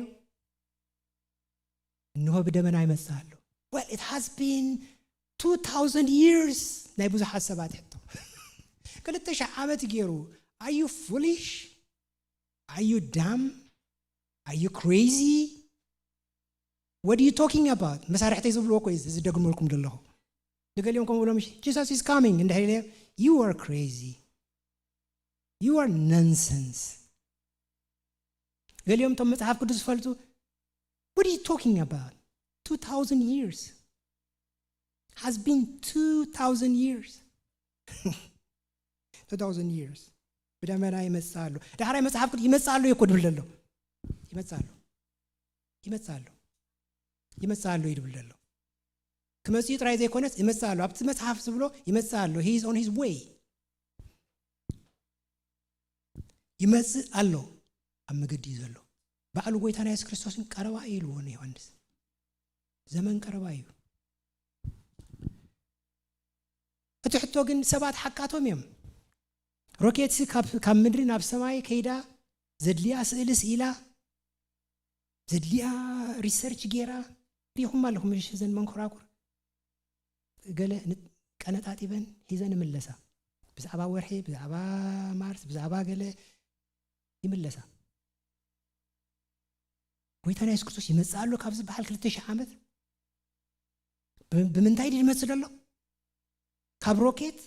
ዝሓተ ይመስልና ምሽ እትሕቶ ግን ናይ መን ጊዜ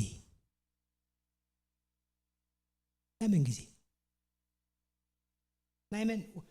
which time we are talking about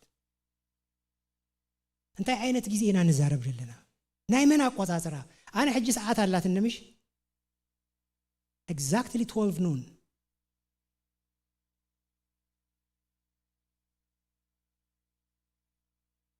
ናቲ ሰዓት ኦኬ ኣብ ኤውሮጳ ዘሎ ሰዓት ክንደይ ያለው ሰዓት 6 ናይ ምሽት ሰዓት 7 ሰዓት 8 ኣብ አውስትራሊያ ዘሎ 10 ሰዓት 11 12 ሰዓት ካባና ርሒቆም ወይ ካባና ቀሪቦም አለው ዘመን ውን እንተራአና ኣብዚ ጽሒፈ የነረ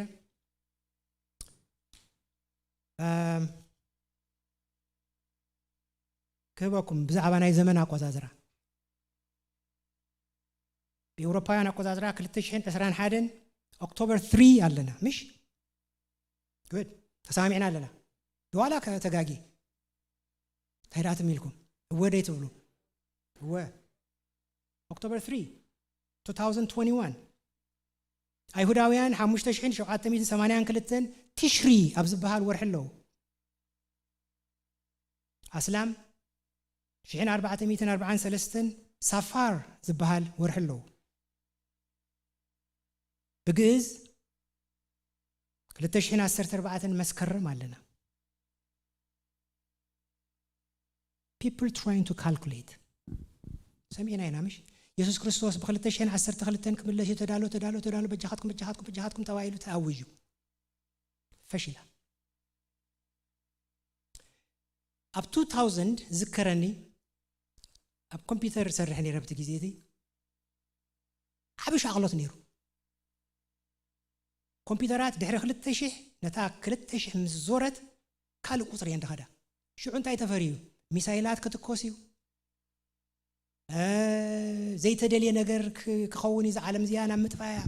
ገሊኦም ዝገርመኩም ምሁራት እኮ እዮም they have a master's degree some of them but they are fanatic ካብ ኤውሮፓ ካብ ኣሜሪካ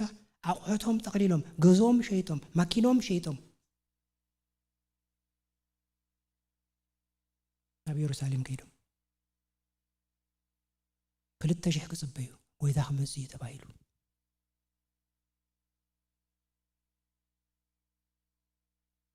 ክሳራ ጥራይ ኢየሱስ ክርስቶስ በዝሎ ተባሂሉ ኣነ ኢየሱስ ክርስቶስ ኢሉ ኣብ ሓደ ወዲ ራሻ ስሙ ረሲዑ ቫሲካር ይገለሽሙ ገና ወታደር ዝነበረ እዩ ትራፊክ ፖሊስ ኣነ ኢየሱስ ኢሉ ልክዕ ሕሙ ገይሩ ገለ ገይሩ ኣብ ሓንቲ ከባቢ ቦታ ሒዙ በቃ ሰብ መጽእ ንዑ ክሪ ገሊዮም ሰባት ድማ ደባኺሎ ዝገርመኩም they are very I don't understand أنا حجي نبيعه مزمور كزمر كله it touches my heart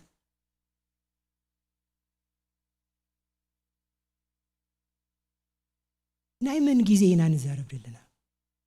whose time are we talking about أوروبيان بناتاتهم كالكوليت جيروم 10 تخمسيو 10 تخمسيو حجي دما ناب 14 قال دما تزبلوا له 24 and 22 قاليهم بكالكوليشن حدا ناي ناسا ساينتيست حدا غزي بشحنت شعاتميتن 98 كمتصيلو مصحف صحيفو نسامس فشلت كا نو ابزي اتغاغي 99 كون الله يلو مصحف قدس ግን بزعبات غزي ينغرنا I'm going to take you there this is the most important thing you got to listen ማቴዎስ 24:32 ምስላኡ ካብ ኦም በለስ ተማሃሩ ጨንፈራ ምስ ለምለመ ቆጽላውን ምስ ጠጥዐ ክረምቲ ከም ዝቀረበ ለቱ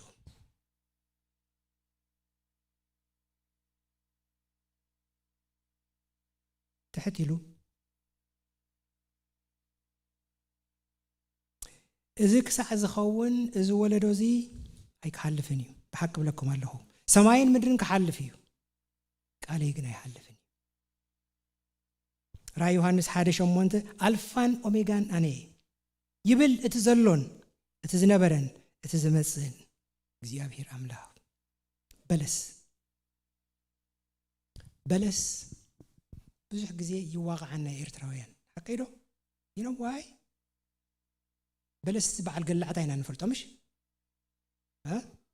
ምስ በላዕካዮን እንድሕራብ ዝሒካ ንጽባሒት ቁርብ ቡርጋ የድልየካ እዩ ሓቂዶ ንዑይና ንፈልጥ በለስ ክበሃል ከሎ ኣብ ኣእምሮና ዝመጽእ ኣብ ክራማት ሓምለ ነሐሰ ኣነ ኢትዮጵያ ስለ ዝዓበኹ ነስመራ ክንከይድ ከለና the most enjoyable thing is በለስ ምብላዕ ኣሽቱ ከለና ኣቦና ሒዙና ይድ ነይሩ በቃ እሱ ግን ኣይኮነን መጽሐፍ ቅዱስ ዝብለና ፊግ ትሪ ፍሊት ኦምያ ኣብ ሱፐርማርኬት እንድሕር ከይድኩም ፊግ ትሪ ዝነቐጸ ይሽየጥ እዩ ጥሉል ወይን ይሽየጥ ይመስለኒ ፈትዎ ነይራ ነው ንበልዖ ግን ሽኮራው ስለ ዝኾነ ሕጂ እንዳገደፍኩ መሲ anyway እታ ፊግ ትሪ መጽሐፍ ቅዱስ እስራኤል ከም ዝኾነ ትነግረና እዩ ናባኽ ወስደኩም እዩ ኣብ ብሉይ ኪዳን ብዙሓት ተጻሒፎም ኣለዉ ግን ሓንቲ ክጠቕሰልኩም እዩ እንታይ ትብል ከምቲ ኣብ እትብኮር እምበለስ ዘሎ ቀዳማይ ፍረ ርኢኽዎ ንመን እስራኤል ኣብ ሚክያስ ተጻሒፉሎ ኤርምያስ ተጻሒፉሎ ካልኦት ናይ ብሉይ ኪዳንን ብዙሓት ጽሒፎም ኣለዉ ማቴዎስ 24:32 ዘገርም ታሪኽ እዩ እስራኤል ኣብ ድሕሪ ልደተ ክርስቶስ 70 ዓመት ካብታ መዓልቲ ያ ጀሚሮም ሃገር ዝበሃል ኣይነበሮም ናይ ሮማ መንግስቲ ብውግእ ምስ ሓዞም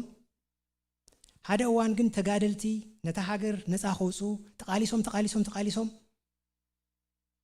እንታይ ገይሮም ነቲ ናይ ሮማ ሰራዊት ደፊዮም ኣርሒቆም ነታ ሃገሮም ነፃ ውፅዮማ ግን ቁርብ ጊዜ for 5 years about 4 or 5 years maybe 3 years ሮማውያን እዚ ስለ ዘስገኦም እንታይ ገይሮም እዚኣቶም ከም እንድሕር ገይሮም እቶም ከባቢውን ከም ክገብሩ እዮም ስለዚ what do we have to do we have to eliminate them እዚ ግን ናይ ሰብ ስራሕ ኣይኮነን ኣሕዋተይ ናይ እግዚአብሔር ስራሕ እዩ ምክንያቱ እግዚአብሔር ንኸሙ ይኮነን መዲቦም ንእስራኤላውያን ኣብ ሓደ ተደኪኖም ክነብሩ ኣብ 70 ውግእ ተገይሩ ኣብ መወዳእታ እቲ ቀንዲ ዝተገብረሉ ድማ ምክንያት ክነግረኩም ልክ በዓል ግበር እዩ ኣብ ማዝያ ኣብ ወርሒ ማዝያ ተጋጊ መጋቢት ማዝያ anyway እቲ ናይ ፓስኦቨር በዓልቲ እንካ ቅነ ሮማውያን እንታይ ኢሎም ኦኬ ደሓን ሕጂ ኣምልኹ እተው ኢሎም ዝበዝሕ ሰብ ናብ ኢየሩሳሌም በጊዑ ዝሓዘ ብዕራዩ ዝሓዘ ባሪቶ ዝሓዘ ኩሉን ኣምላኽ ከምልኽ ምስ ኣተወ ነታ ከተማ ክርድን ኣቢሎም ዝወፅ የለ ዝኣቱ የለን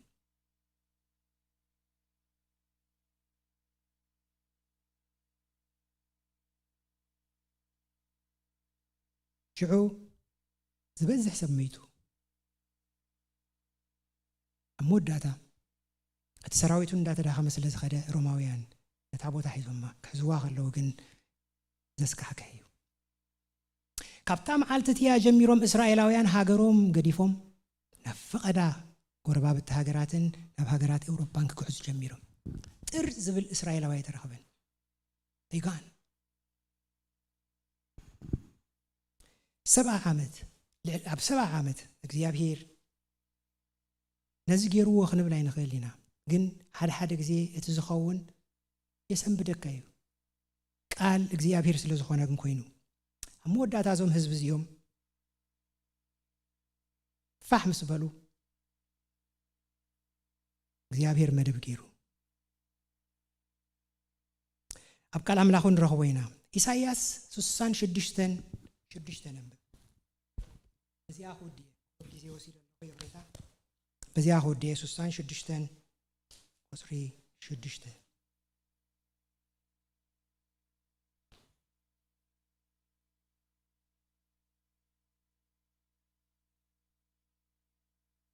ቅልውላው ከይሓዛ ወለደት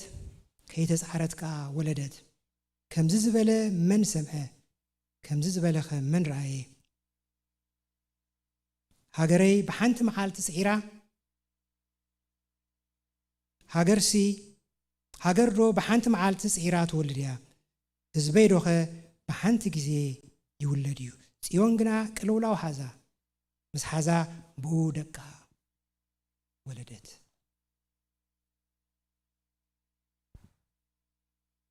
ኣብ 1948 ልክ ሜይ 14 ሃገር እስራኤል ከም ሃገር ቆመት ሕዝቅኤል ብዛዕባ ዝኽዛረብ ከሎ እግዚአብሔር ኣምላኽ ሓንቲ ሕቶ ሓቲትዎ እዞም ዕፀምትስ እንደገና ህያው ድኾኑ ዶ መስለካ ኢልዎ ሕዝቅኤል ስለ ዝኸበዶ እግዚአብሔር ኣምላኽ ንስኻ ትፈልጥ እዘን ዕፀምትስ ህያው ክኾና እየን ኢለ ኣይኣምንን ግን ንስኻ ትፈልጥ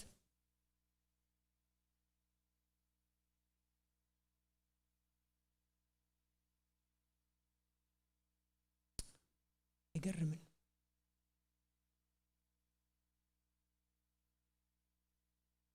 ፋሕ ኢሉ ዝነበረ ህዝቢ ንልዕሊ 1900 ዓመት ኦልሞስት 2000 ዓመት ፋሕ ዝበለ ህዝቢ ኣብ 48 ከም ብሓድሽ ተደኪኑ ጽዮናዊነት ብዝብል መሪሕነት ድማ ተሃገር ተሰሪሓ እግዚአብሔር ሰዓት ኣሕዋተይ እስራኤል እያ ናተይ ሰዓት ኣይኮነን ናይ ኣውሮጳውያን ሰዓት ኣይኮነን ናይ ዝኾነ ይኹን ሃገር ሰዓት ኣይኮነን እግዚአብሔር ኣብ እስራኤል መደብ ስለ ዘለዎ ጎይታ ኢየሱስ ክርስቶስን ካብ ሰማይ ናብ ምድሪ መጽኡ ዝዓልበላ ዙፋኑ ዝተኸለላ ስለ ዝኾነት እስራኤል ኣብ ቅድሚ ኣምላኽ ዓቢ ግደ ኣለዋ ኖት ከም ህዝቢ እቲ ህዝቢ ካልእ ግደ ኣለዎ ገለገለ ሰባት ንእስራኤላውያን ረሲዕዎም እዩ ዝብሉ ኣለዉ እዚ ሪፕሌስመንት ቲዮሎጂ ዝበሃል እስራኤል ብቤተ ክርስቲያን ተተኪያ ዝብሉ ኣለዉ I don't believe on that. I may be wrong. ቤተ ክርስቲያን ናታ መስርሕ ኣለዋ ካብታ ዝተወልደትላ መዓልቲ ወንጌል ክትሰብኽ ተፀውያ ኣላ እስራኤላውያን ግን ቦታ ከዳሉ እዮም ንመን ንጎይታ ኢየሱስ ክርስቶስ ስለዚ ሰማይ ክሓልፍ ምድሪ ክሓልፍ ቃለይ ግን ኣይክሓልፍን እዩ ወልዲ ዝበሎ እንታይ ክኸውን እዩ it will happen maybe in our generation maybe ኣብ ጊዜና ወልዲ ዝበሎ ዘይኮነ እንታይ ኣሎ ሰብ እኳ ብሰብ ዝምካሕ ወልድ ዘይበሎ ዘይተፈጸመ ኣብዛ መጽሓፍ እዚኣ እንታይ ኣሎ ተፈወስ ተይልዎ ብድድ ነፂካ ተልዎ ተራእያስ ነፂዩ ንልኣዛር በንሶላት ተጠቕሊሉ ኣብ መቃብር ነይሩ ንምንታይ 4 መዓልቲ ደንጉ ኢልኩም እንድሕር ሓቲትኩም ጎይታ ኢየሱስ ክርስቶስ ክብሩ ምን ትኸሪ ምክንያቱ ብናይ ኣይሁድ ሕጊ ሰብ 3 መዓልቲ እንድሕር መይቱ he is clinically dead ከምዚ ብዛዓዲ ሕጂ ዶክተር ሰብ ዓሪፍ ኢሉ ፌርማ ድገብረሉ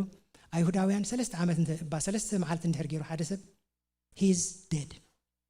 ድሕሪኡ ኣይትንስእን ጎይታ ኢየሱስ ክርስቶስ ደንጉ የብልና he knows what he is doing ማርያምን ማርታ ግን ሸበድበድበድበድ ኢለ ከመይ ትድንጉየና ልክ እንደዚህ እንዳፍቀርካና ገዛናን ኣኻኽፉት እዩ ኩሉ ግዜ እዚ ትብሎ እዚ ኣልዓዛር ድማ ትፈትዎ ሓውኻ እዩ ከመይ ጌርካ ትድንጉ ክርስቲያናት ንሓቶ ሕቶ ይኮነን እዚ ንሓቶ ኢና why is he late ስለምንታይ ደንጉዩ ዝደንጉየሉ ምክንያት ንሱ ፈልጦ ወንጌል ምን ተኽስበኽ ተኻለይቲ ወንጌል ምን ተኽስበኽ እዩ ግን ግዜ ስለ ዝሓለፈና ይሕፅር ኣቢለ ክነግረኩም እዩ ወንጌል ክስበኽ እንተደኣ ኮይኑ we need technology ዳንኤል እንታይ ኢሉ መስለኩም ዳንኤል ኣብ 12:4 እንተዳሪኹሞ ፍልጠት ክበዝህ እዩ ወይንካ ምስትውዓል ክበዝህ ኢሉ ፍልጠት ኣብ ዓለም ክበዝህ እዩ ንስኻ ግን ነዛ መጽሓፍ እዚኣ ሕተማ ኣብ ግዜኻ ኣይከውንን እዩ just close it ሕተሞ ምክንያቱ ሰብ ምእንቲ ከይዳናገር ኣብቲ ግዜቲ እንተደኣ ዳንኤል ከፊትዋ ከምዚያ እንድሕር ኢሉ ሰብ ክዳናገር ስለ ዝኮነ እዚ ኣብ ግዜኻ ኣይከውንን እዩ ካልእ ግን ዝኸፍታ ኣሎ ዮሃንስ ክኸፍታ እዩ ስለ ዝተጸበዮ ንዑ just give it to him 600 ዓመት ድሕሪኡ ዮሐንስ ነዛ መጽሐፍ እዚያ ከፊትዋ ወንጌል ክስበኽ እዩ ወንጌል ከዓ ብሰባት ክስበኽ ኣይከኣል ን7 ቢልዮን ህዝቢ ከመይ ጌርካ ኢኻ ወንጌል ክሰብ ከሎ I don't have my phone but I have my iPad. Technology is our friend. We can send it anywhere. ኣይገርመኩም ናይ ቴክኖሎጂ ነገር ፍልጠት ክበዝሕ ኢሉ ወዲ ሰብ ክሳብ 1900 ዓመት ዝገርመኩም ኣድገ በቕሊ ሒዙ ይኸይድ ነይሩ በቃ ኣድጊ በቕሊ ገመል 1900 ምስ ሓለፈ ግን ኢንዱስትሪያል ቴክኖሎጂ ክመጽእ ጀሚሩ እዚ ኢንዱስትሪያል ቴክኖሎጂ ዘምጽኦ እንተዳሪና ኣብ 1960 ከዓ ሮኬት ክውንጨፍ ጀሚሩ ናይ ሮኬት ምውንጫፍ ከዓ ንሳተላይት ፈጢሩ ንሳተላይት ምስ ፈጠሩ ከዓ ቲቪ ተፈጢሩ ሬድዮ ተፈጢሩ ቴሌግራም መጽኡ ሰብ ምስ ሰብ ክራኸብ ጀሚሩ ሎሚ ሴልፎን ካልዕል ኣቢልካ you don't need even to pay I think ኣነስ እንዳኸፈልኩ የንስድራይ ዝድውለሎም ገለገለ ሰባት ኣለኹም ብጣዕሚ very wise people ከይከፈልኩም ትድውሉ ኣሎ there is a way I think Viber ገለገለ ገይርት ነው ቀደም ኣብዚ ዓዲ ምስ መጻና ዝገርመኩም ቴሌፎን ተልዕል hi operator can you transfer me to this place ኣነ ስድራይ ኣብቲ ጊዜ ጎንደር እዮም ነይሮም ጎንደር ኣመሓላልፍኒ ኣዲስ ኣበባ ትድውል መጀመርያ ንሳ hello አዲስ አበባ can you transfer me to Gondar please ታና አዲስ አበባ ኦፕሬተር ጎንደር ትድውል ታና ሰዓት ተቀቢላ ኦኬ ቁጥር ነገር you see it is ታይ በሊዑ ምናኩም ቤል ዝገርመኩም ሓደ ጊዜ 150 ቅርሺ ሰዲዶም ልይ አዲና ፊቀ ስለዝነበርኩ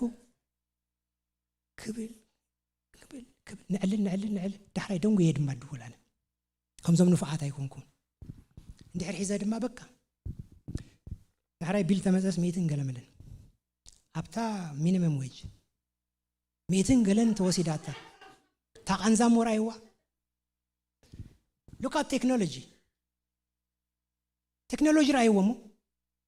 ፍልጠት ክበዝሕ ኢሉ አምወዳታ at the end look at internet መጀመሪያ ክስራሕ ከሎ ዝገርመኩም ኣብ ፔንታጎን ንሚሊተሪ ተባሂሉ ተሰሪሑ እቲ ዕላማ ድማ እንታይ ነይሩ ሚሊተሪ ሶቪየት እንድሕራት ቂዓትና ንዖም መጥቅዕ ዝኸውን ጋይድ ንዝገብር መሳርሕታት ተባሂሉ ኣብቲ ሚሊተሪ ትራይም ዝጥቀምሉ office to office oh okay ሶቪየት ሕብረት ከም ዝትገብር አዎ እምባር ከም ዝንገብር ኣለና ዳሕራይ ሶቪየት ሕብረት ምስ ወደቀትሎም ነዚ ህዝብ ንሃቡ ኢሎም ሓፋሽ ይተቐመሉ ኢሎም praise god ንሳቶም ንሚሊተሪ ተጠቂሞምሉ ንሕና ንዓና ንጥቀመሉና ወንጌል ካብኡ ሰፋሉ is that not true the bible is true ወንጌል ሰፊሕ እንድሕሪሉ this is the way ወንጌላውያን ካብዚ ሰዲድ ካሲ አቤኻ ሕጂ ንስዑድ ዓረብ በሓለፈ ጊዜ ነጊረኩም ኣሎ ንስዑድ ዓረብ ወንጌላዊ ክሰድድ ትኽእል ንእለታ እቱ ክብልን ክቕንጽልዎን ሓንቲ ንሃገራት ዕራብ ክሰዶም ኣይትኽእል ዲኻ ወንጌላውያን but God is wise he gave us this send it to anywhere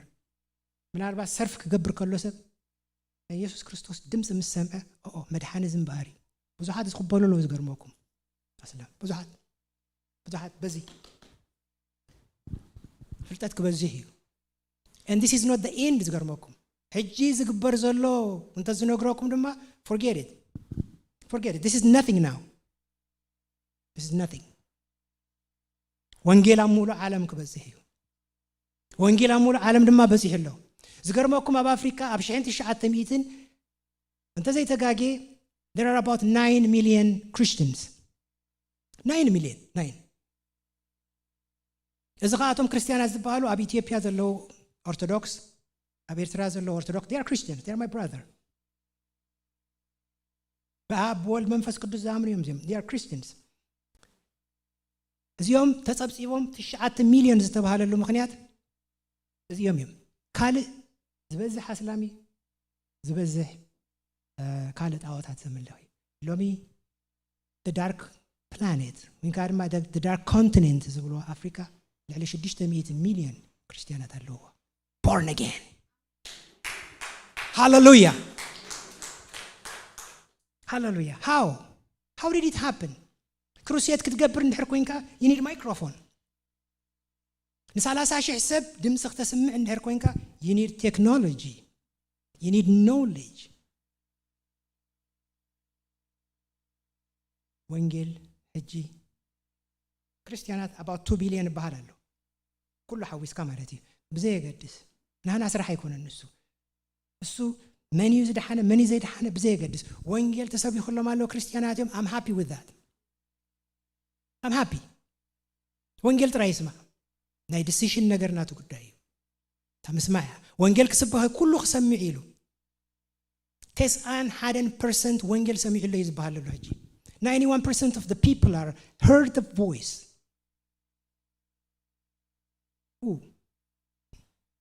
ታናይ ሞዳታ አዚየን ክልጥየኔን እስራኤል ከም ሀገር ተመስሪታላ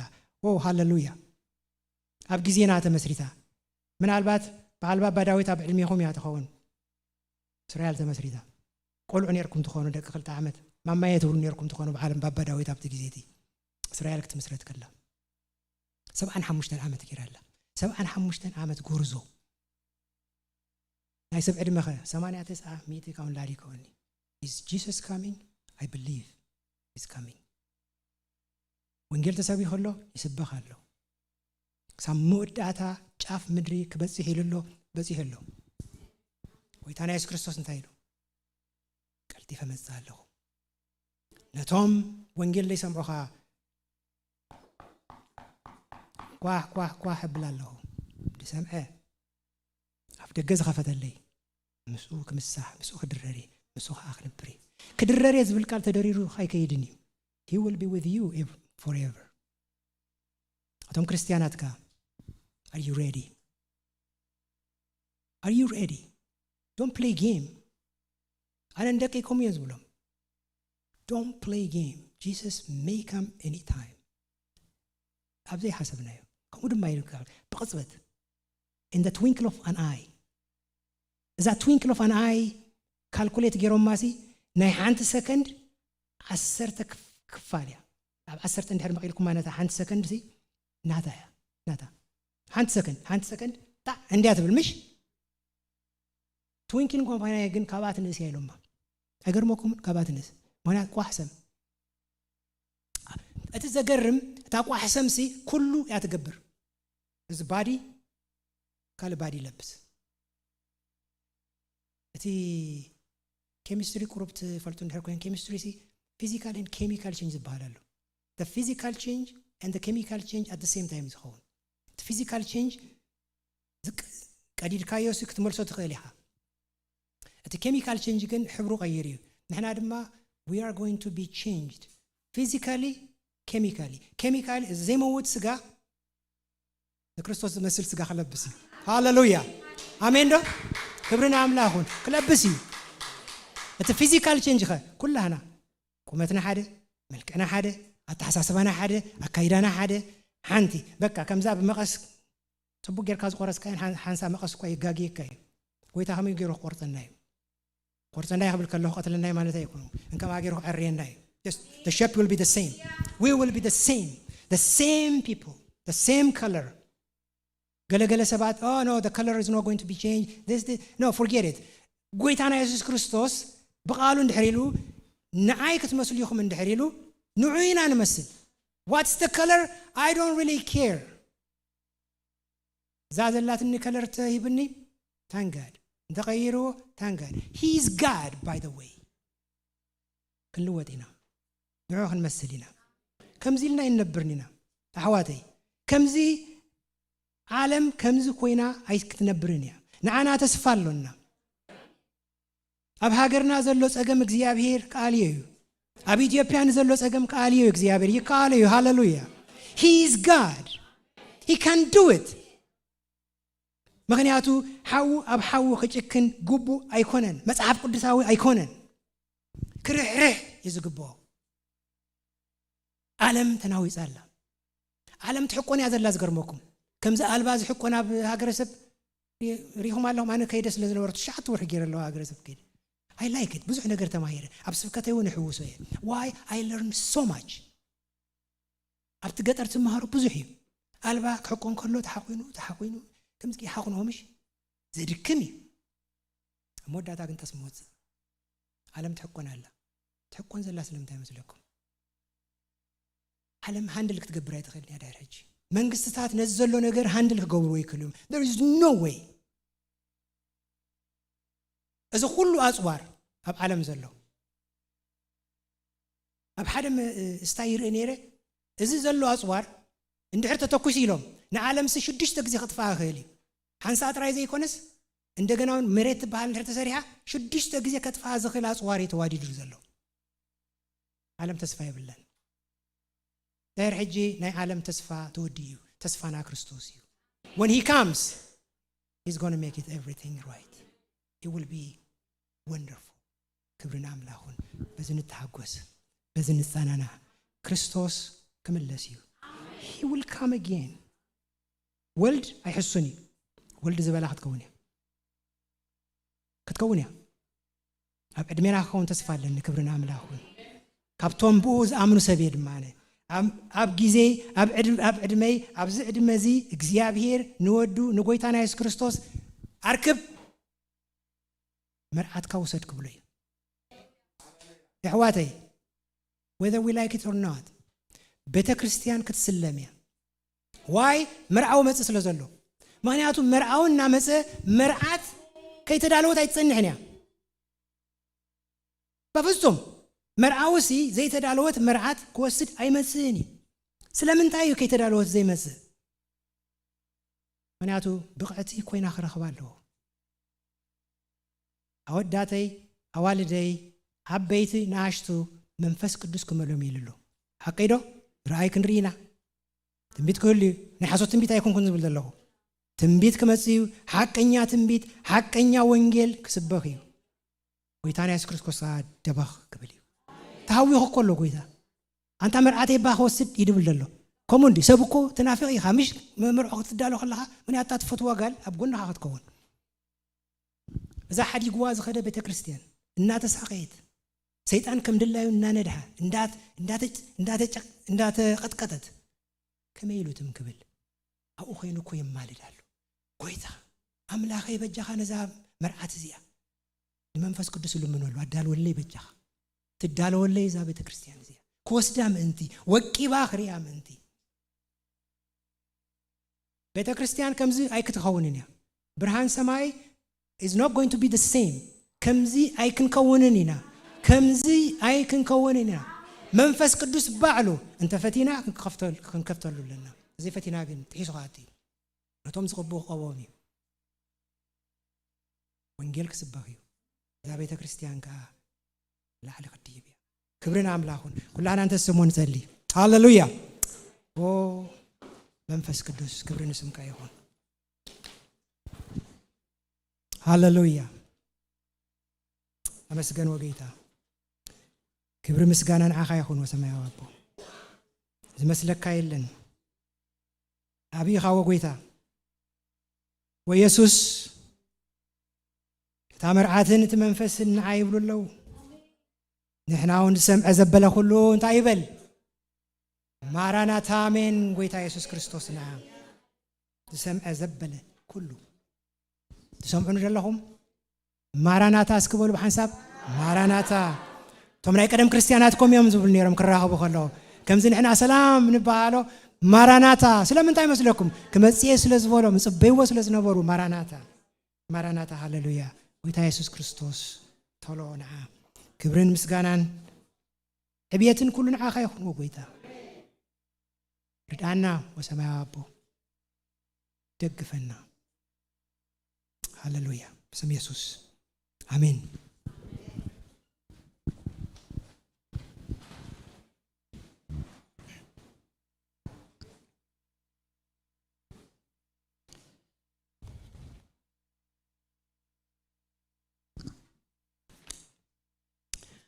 ጎይታ ይባርካ ጆን ሐዊ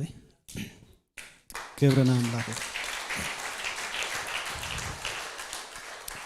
እግዚአብሔር ይመስገን ደጊማ ከንብቦ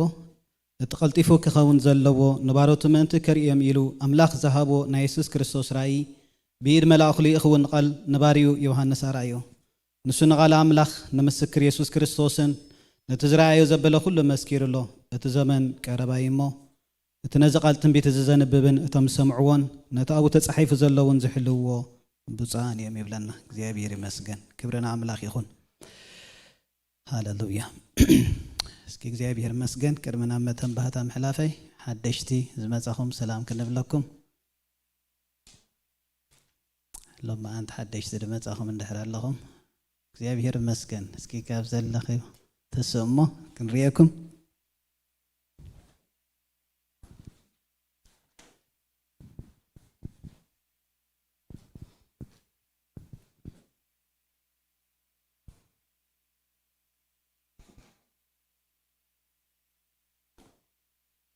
حواتي عند مسلا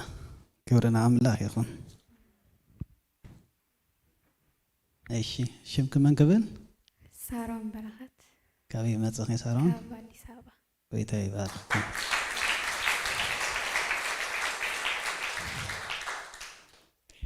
يوسام بركات ايشي يا بركات ملاخ باركتم قاعد حان متصاخن بيت كنيو ويتاي باركن سلازي كراخ بخني ما اقلقل تامج الرشته كل ساعه سنبت كم زبله بروجرام لنا انكو اغزيابير دما رداكن انكو املاخ نافت تدليو لبخن ابصحكن ويتاي باركن كوفلا كبرنا املاخ يكون እግዚአብሔር ይመስገን ካልመናሎ ዝመጸጋሻ ኩላትና ደገ ገዛይና ክብረና አምላክ ይሁን እግዚአብሔር ይባረክ ዳሃየን ንሕተት አጋይሽን ጋሻ ይጽበየካይ ክድውለሉ አምላክ ይመስገን ባና خلخዶ ባና አላ ባናኻ ደውሉላይኹም ካብ ሊብያ ድመጸት ማለት ዝሐለፈ እግዚአብሔር ይመስገን ዳዮም ንግበር ክብረና አምላክ ይሁን እግዚአብሔር ይመስገን ከም ዝበለ ፕሮግራም ሰንበት አለውና ዓርብ ናይ ጸሎት ናይ ቃል አምላክ ጊዜሎ ናይ ባይብል ስታዲ ወናሎ አባባይ ትደ ኮነ በቴሌፎን ይዘሎ ሕጂ ስለዚህ ኩላት ናይ ጥዕመናይ ማለት ንኽን ከይድ ቅድሚ ሕጂ የሸገር ነይረ ኾን ኸይሊ ሕጂ ግና በቴሌፎን ማለት ስለዚህ ምክንያታ ክንሰኒና ማለት እግዚአብሔር ይመስገን ስለዚህ ብዙሕ ቦታት አሎ ተዘጥዕመኩም እግዚአብሔር ይመስገን ክነገልግል እግዚአብሔር ብኹሉ ይደልየና ማለት እዩ እግዚአብሔር ይባረኽኩም ናይ መነሳያት ወን አሎ እግዚአብሔር ይመስገን ናይ ደቀ ኣንስትዮ ወን አሎ بحبرت كوينا نزق كوي زمن متان كن حلفه እግዚአብሔር ይመስገን كنتجه كبرنا أملاخ يخون كلمة بتاعونا لني سمير الله خدحان كتوعكه እግዚአብሔር ይመስገን مرعون متي الله أملاخ يمسكن كبرنا أملاخ يخون እግዚአብሔር ይመስገን مرهو حونا الله كنت اللي لمه مرهوون كخيد نبادي سابا مرهو الله هذا እግዚአብሔር ይመስገን ና ፓስተር ቴዲ እንጽልይ ለሞተሲና ከምቲ ናይ ሳምሐውና አምላኽ ይመስገን በብዙ ሐብዝ ጊዜ ይፈተውን እንዲም ናይ ተኽነታት ናይ ዓዲ ናይ ያራት አሎ ሽማግለታት ናብዚ ኩላትና ተሲና እግዚአብሔር ይመስገን ክንጽልይና እግዚአብሔር ይባረክ አምላኽ መንገዱ ዘበለ ኩሉ ከሳለጠሉ ትንሰብዛ ዝኸብዶና አምላኽ ግና ቀሊሉ እግዚአብሔር ይመስገን አምላኽ ምድረ በዳ የለምልሚ አምላኽ ይመስገን نتبين زلوا እግዚአብሔር ናብ ስድራ የትዎ ከም በዋልታ ብጸጋ ድማ ይኸቦይ እግዚአብሔር ይመስገን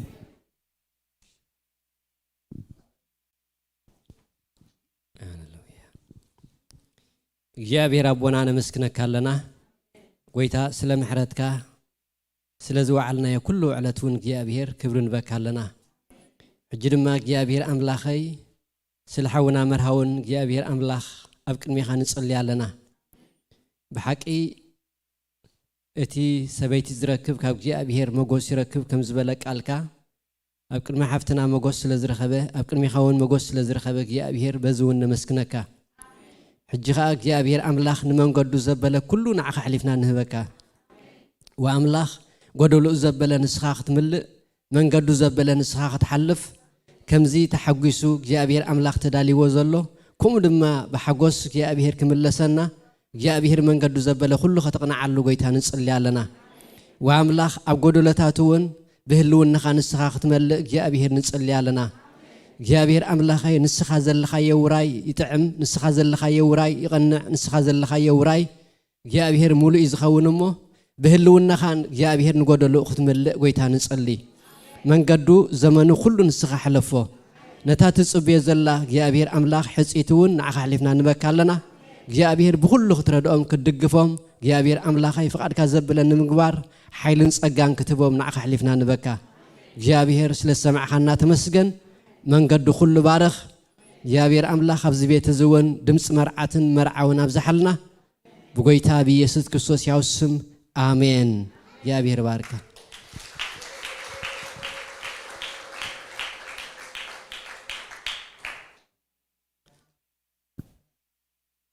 ጎይታ ይባረካ ክብረና አምላክ ይኹን እግዚአብሔር ሞግሶ አለ ክብረና አምላክ ይኹን ስለ ሳመውን ነዓ አምላክ መስገን መጽይሎ እግዚአብሔር ይባረክ ናብሩኽ አጀኻ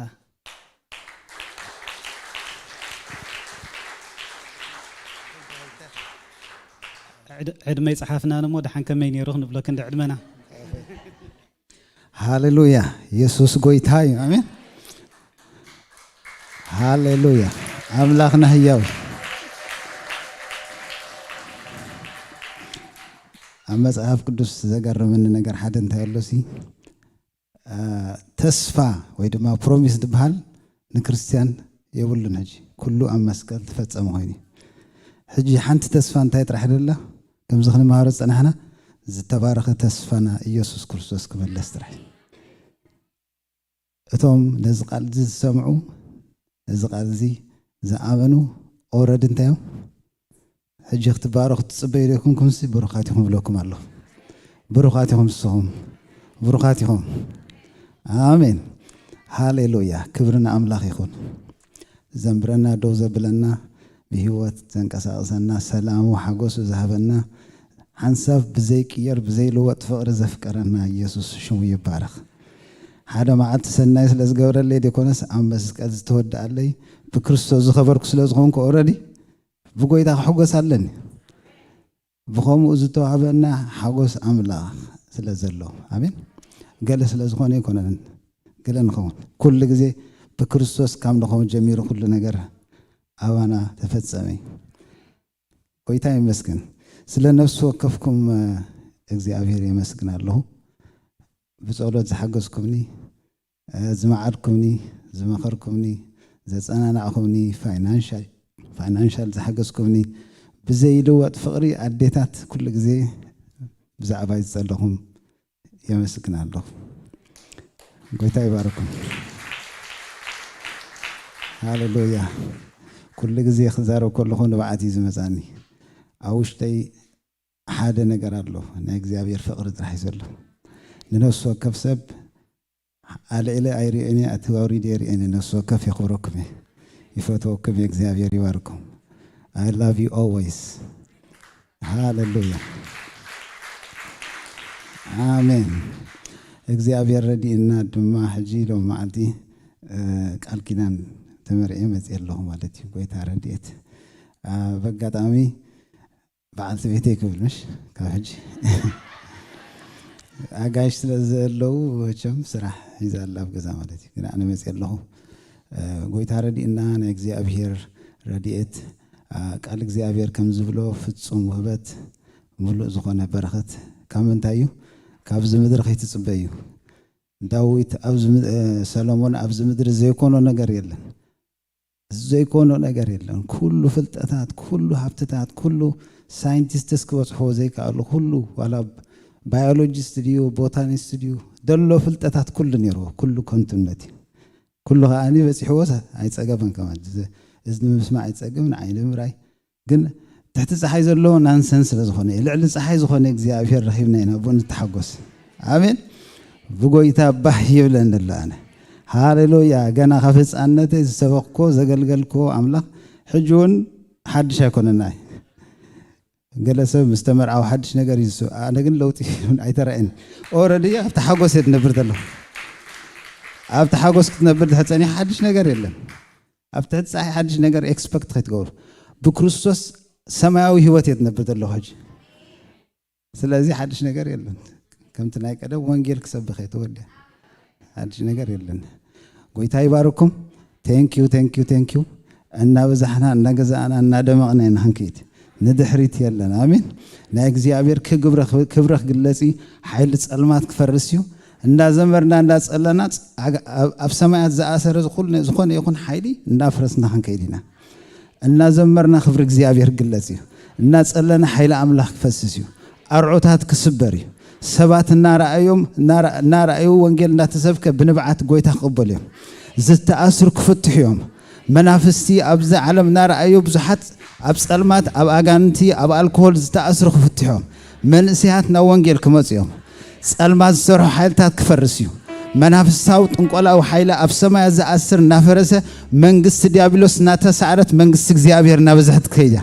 ህዝቢ ኣምላኽ ክበዝሕ እዩ ኣሜን እዚ ቤተክርስትያን ክጸበልና እዩ ናብ ከተማ ክንወፅእ ኢና ሃሌሉያ ናብ ደገ ክንወፅእ ኢና ሃሌሉያ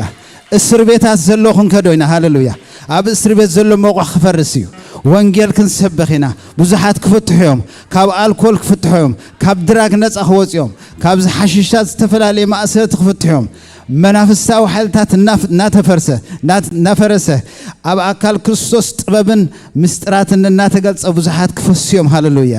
ኣካል ክርስቶስ ክትሕይል እያ ብጥበብ ክትሕይል እያ ፍልጠት ኣምላኽ ክትሕይል እያ ኣካል ክርስቶስ ብመንፈስ እግዚኣብሔር ክትጥጥዕ ኣሜን ሃሌሉያ ክብሪ እግዚኣብሔር ግለጽ እዩ ቅብኣት ክፈስስ እዩ ዘይቲ ኣምላኽ ጠጠው ዘይብል ሓይሊ እግዚኣብሔር ክፈስስ እዩ ሃሌሉያ ሎሚ ፈውሱላ ሃሌሉያ ኣብዚ ከለኸ ተፈቲሒ ክትምለስ ኢኺ ክቕንዕ ዝተኣስረ ነገራት ከተፈቲሑ ክሰሊ ኢኻ ሃሌሉያ ዝእሰር ኣይክህልን እዩ ከምቲ እስራኤል ተኣሲራቶ ዝነበረት ግና ሕጂ ተፈትሐት ሃሌሉያ ቅልጽም እግዚኣብሔር ተገልጸ ሃሌሉያ ደጊም ተፈትሐት ንእግዚኣብሔር ከተምልኽ ተፈቲሒ ኢኺ ንእግዚኣብሔር ከተምልኽ ተፈዊስካ ኢኻ ንጎይታ ከተገልግል ህያው ኮንካ ኢኻ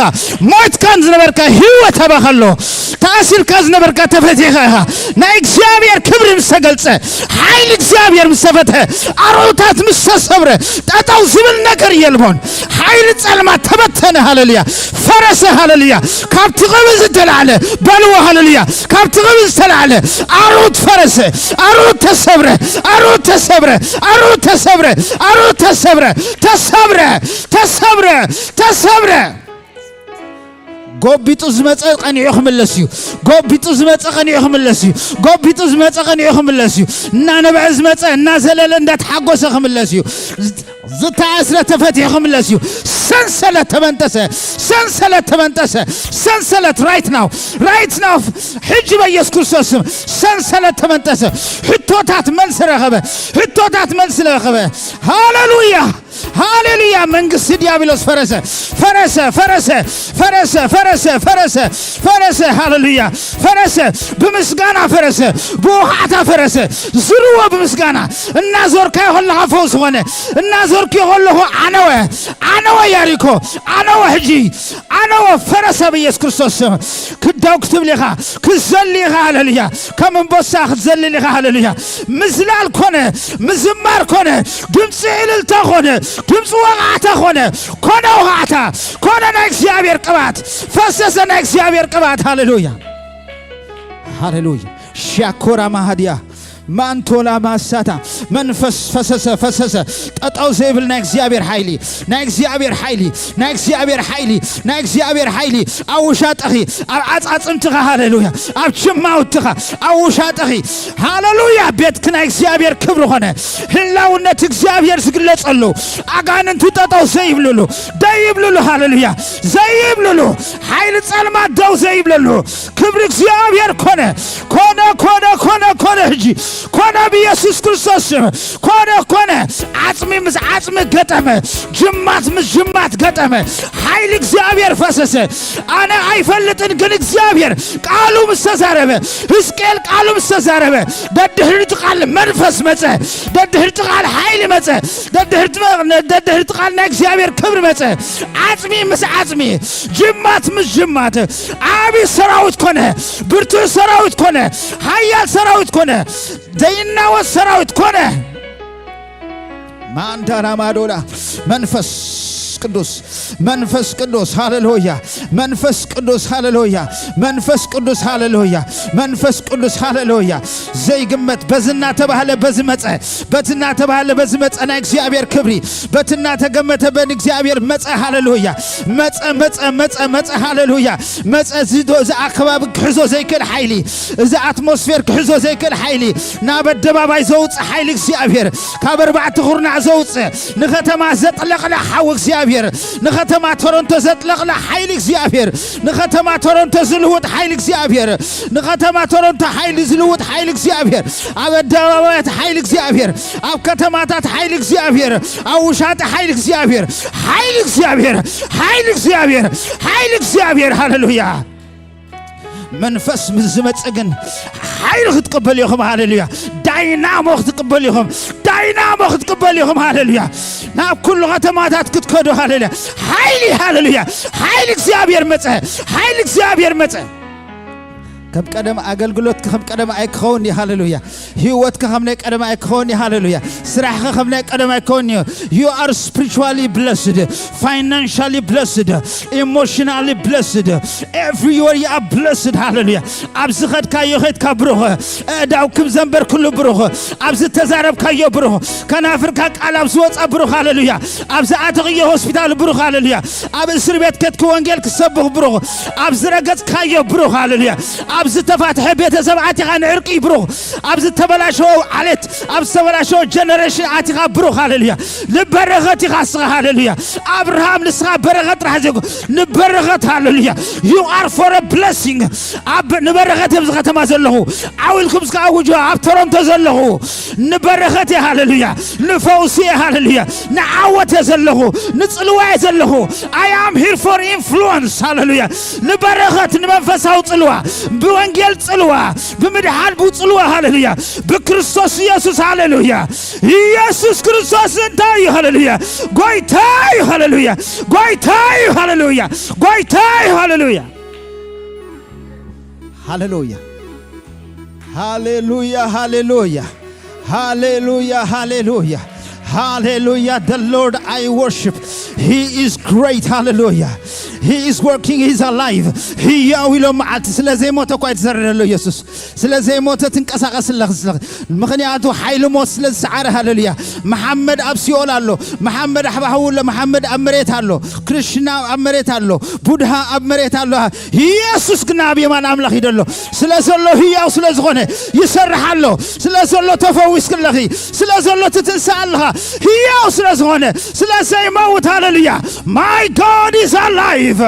not dead hallelujah my God is not dead he is alive he is alive amlakhi hiyawiyu amlakhi hiyawiyu amlakhi hiyawiyu amlakhi hiyawiyu hallelujah ay motana amlakhi hallelujah نزق على زحيز كنت زغوي تقول هون كان السوي يسرح هاللويا أب كل بوتا يسرح أب وشات يسرح أب سرح يسرح أب هوسبيتال يسرح أب مأسرت يسرح أب زخون بوتا يسرح حيل الله it will penetrate things hallelujah نزخون يكون حيل النفرس زغيل قال عبيد كده الله أم منفس كله أو اشتغل له هاللويا زسرح أملاخ يزلن نسكبله هاللويا هاللويا زسرح أملاخ يزلني قال الزمن السريح تطوز بلا زي كونه حجون زسرحيو صباحون زسرحيو دير صباحون زسرحيو أب زمن زسرح أملاخي هاللويا كم الله سي يسوس كم الله سي بغبري كم الله سي بسلطان كم الله سي بسلطان كم الله سي بفقري هاللويا هاللويا كويت باركم أنتوا يحوي جون ناي يسوس كريستوس ملك ابن يرمو سعادة خون عدل كاني بجهات كون عدل كاني نايس كريستوس ملك فقري آمين نايس كريستوس ملك محرتي نايس كريس كاب قص عند عينة زوج هاللويا فقري خمس زوج ناوت ملك فقري غريتاي سلامي حاجوسي عرقي هاللويا نايس كريستوس كبري نايس كريستوس ملك هاد ورسي خطورسي هاللويا آمين آمين آمين آمين هاللويا إكسي أبي يبارككم يفتوكم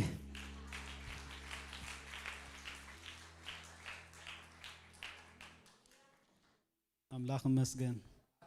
نافيق الناس لزق الناس لحد كبرنا أملاخ يخون قويتا يبارك سامي قاعدة المزاخة we are so happy كبرنا أملاخ يخون لا يرجع ودي توم بقداماي حلف السنبت تسألنا لكم كرخبوكم دليم سلزلو ندحري ترفولنا يبلغم اللو نتي زحلفت صلوت استقبر لكم حوات مالتي أملاخي مسجن كبرنا أملاخي يخون مجرش تامتن بهتا على 20 كلتن 20 سلستن 20 4 كونفرنس اللونا حاونا كل ساعة عندما تزجل قلنا باستر يمرو تفلت وياهم متي سلزلو كجل قلنا خافا دنيا سلزخنا زي بيهري مسجن بزعبانا تصور اللو أملاخي مسجن بزحي بزعبانا دحسب بعلي بفتها ولبو كفقر زنا غلي زي بيهري مسجن كل ساعة قلنا ناخذ نمالتي أملاخي مسجن إحنا ون نفقرو كنقبل قبي زي بيهري مسجن لذي أبتصلت أملاخ بخل كردو كنت اللي نغني على 20 كلتن 20 سلستن 20 4 أبزي كل ونا مالتي زي بيهري مسجن سكي كابزلنا يتسينا أملاخي مسجن أملاخ بخلوس لزرد عنا أملاخ يبارك هاللويا سلت أنا حنا جزية كلنا أملاخنا مسجنا يو بخلو جزية بيهري يبارك لعلو كله هي وزخونا قويتا سلنا ملخ زمت زبولو زبلد ما كل زقبر قويتا نتصبل بس لزلودنا كبرنا أملاخ يخون كدوسن لعلو نجزية بيهري أملاخنا نبونان بز ساعات زي بقويتا بيسوس كريستوس يا وسم نمسجنا كلنا نخبر خازدك كون كنا بعلى خادم ما زت أوع كنا أما أكلنا دما نسخة نقص كبر سلزخونك نايزل عالم أبو إجزاء بهير أملاخنا بفتاونا باهلونا نمسجنا كلنا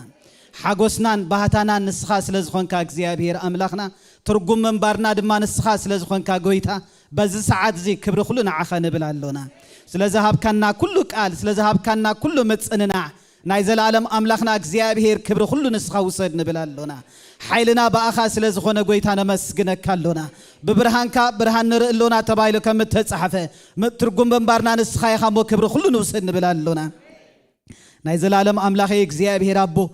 منبارنا دما كلنا عخان خبري كخون نمسجانا خا كخون كترد أننا نتسألي اللونا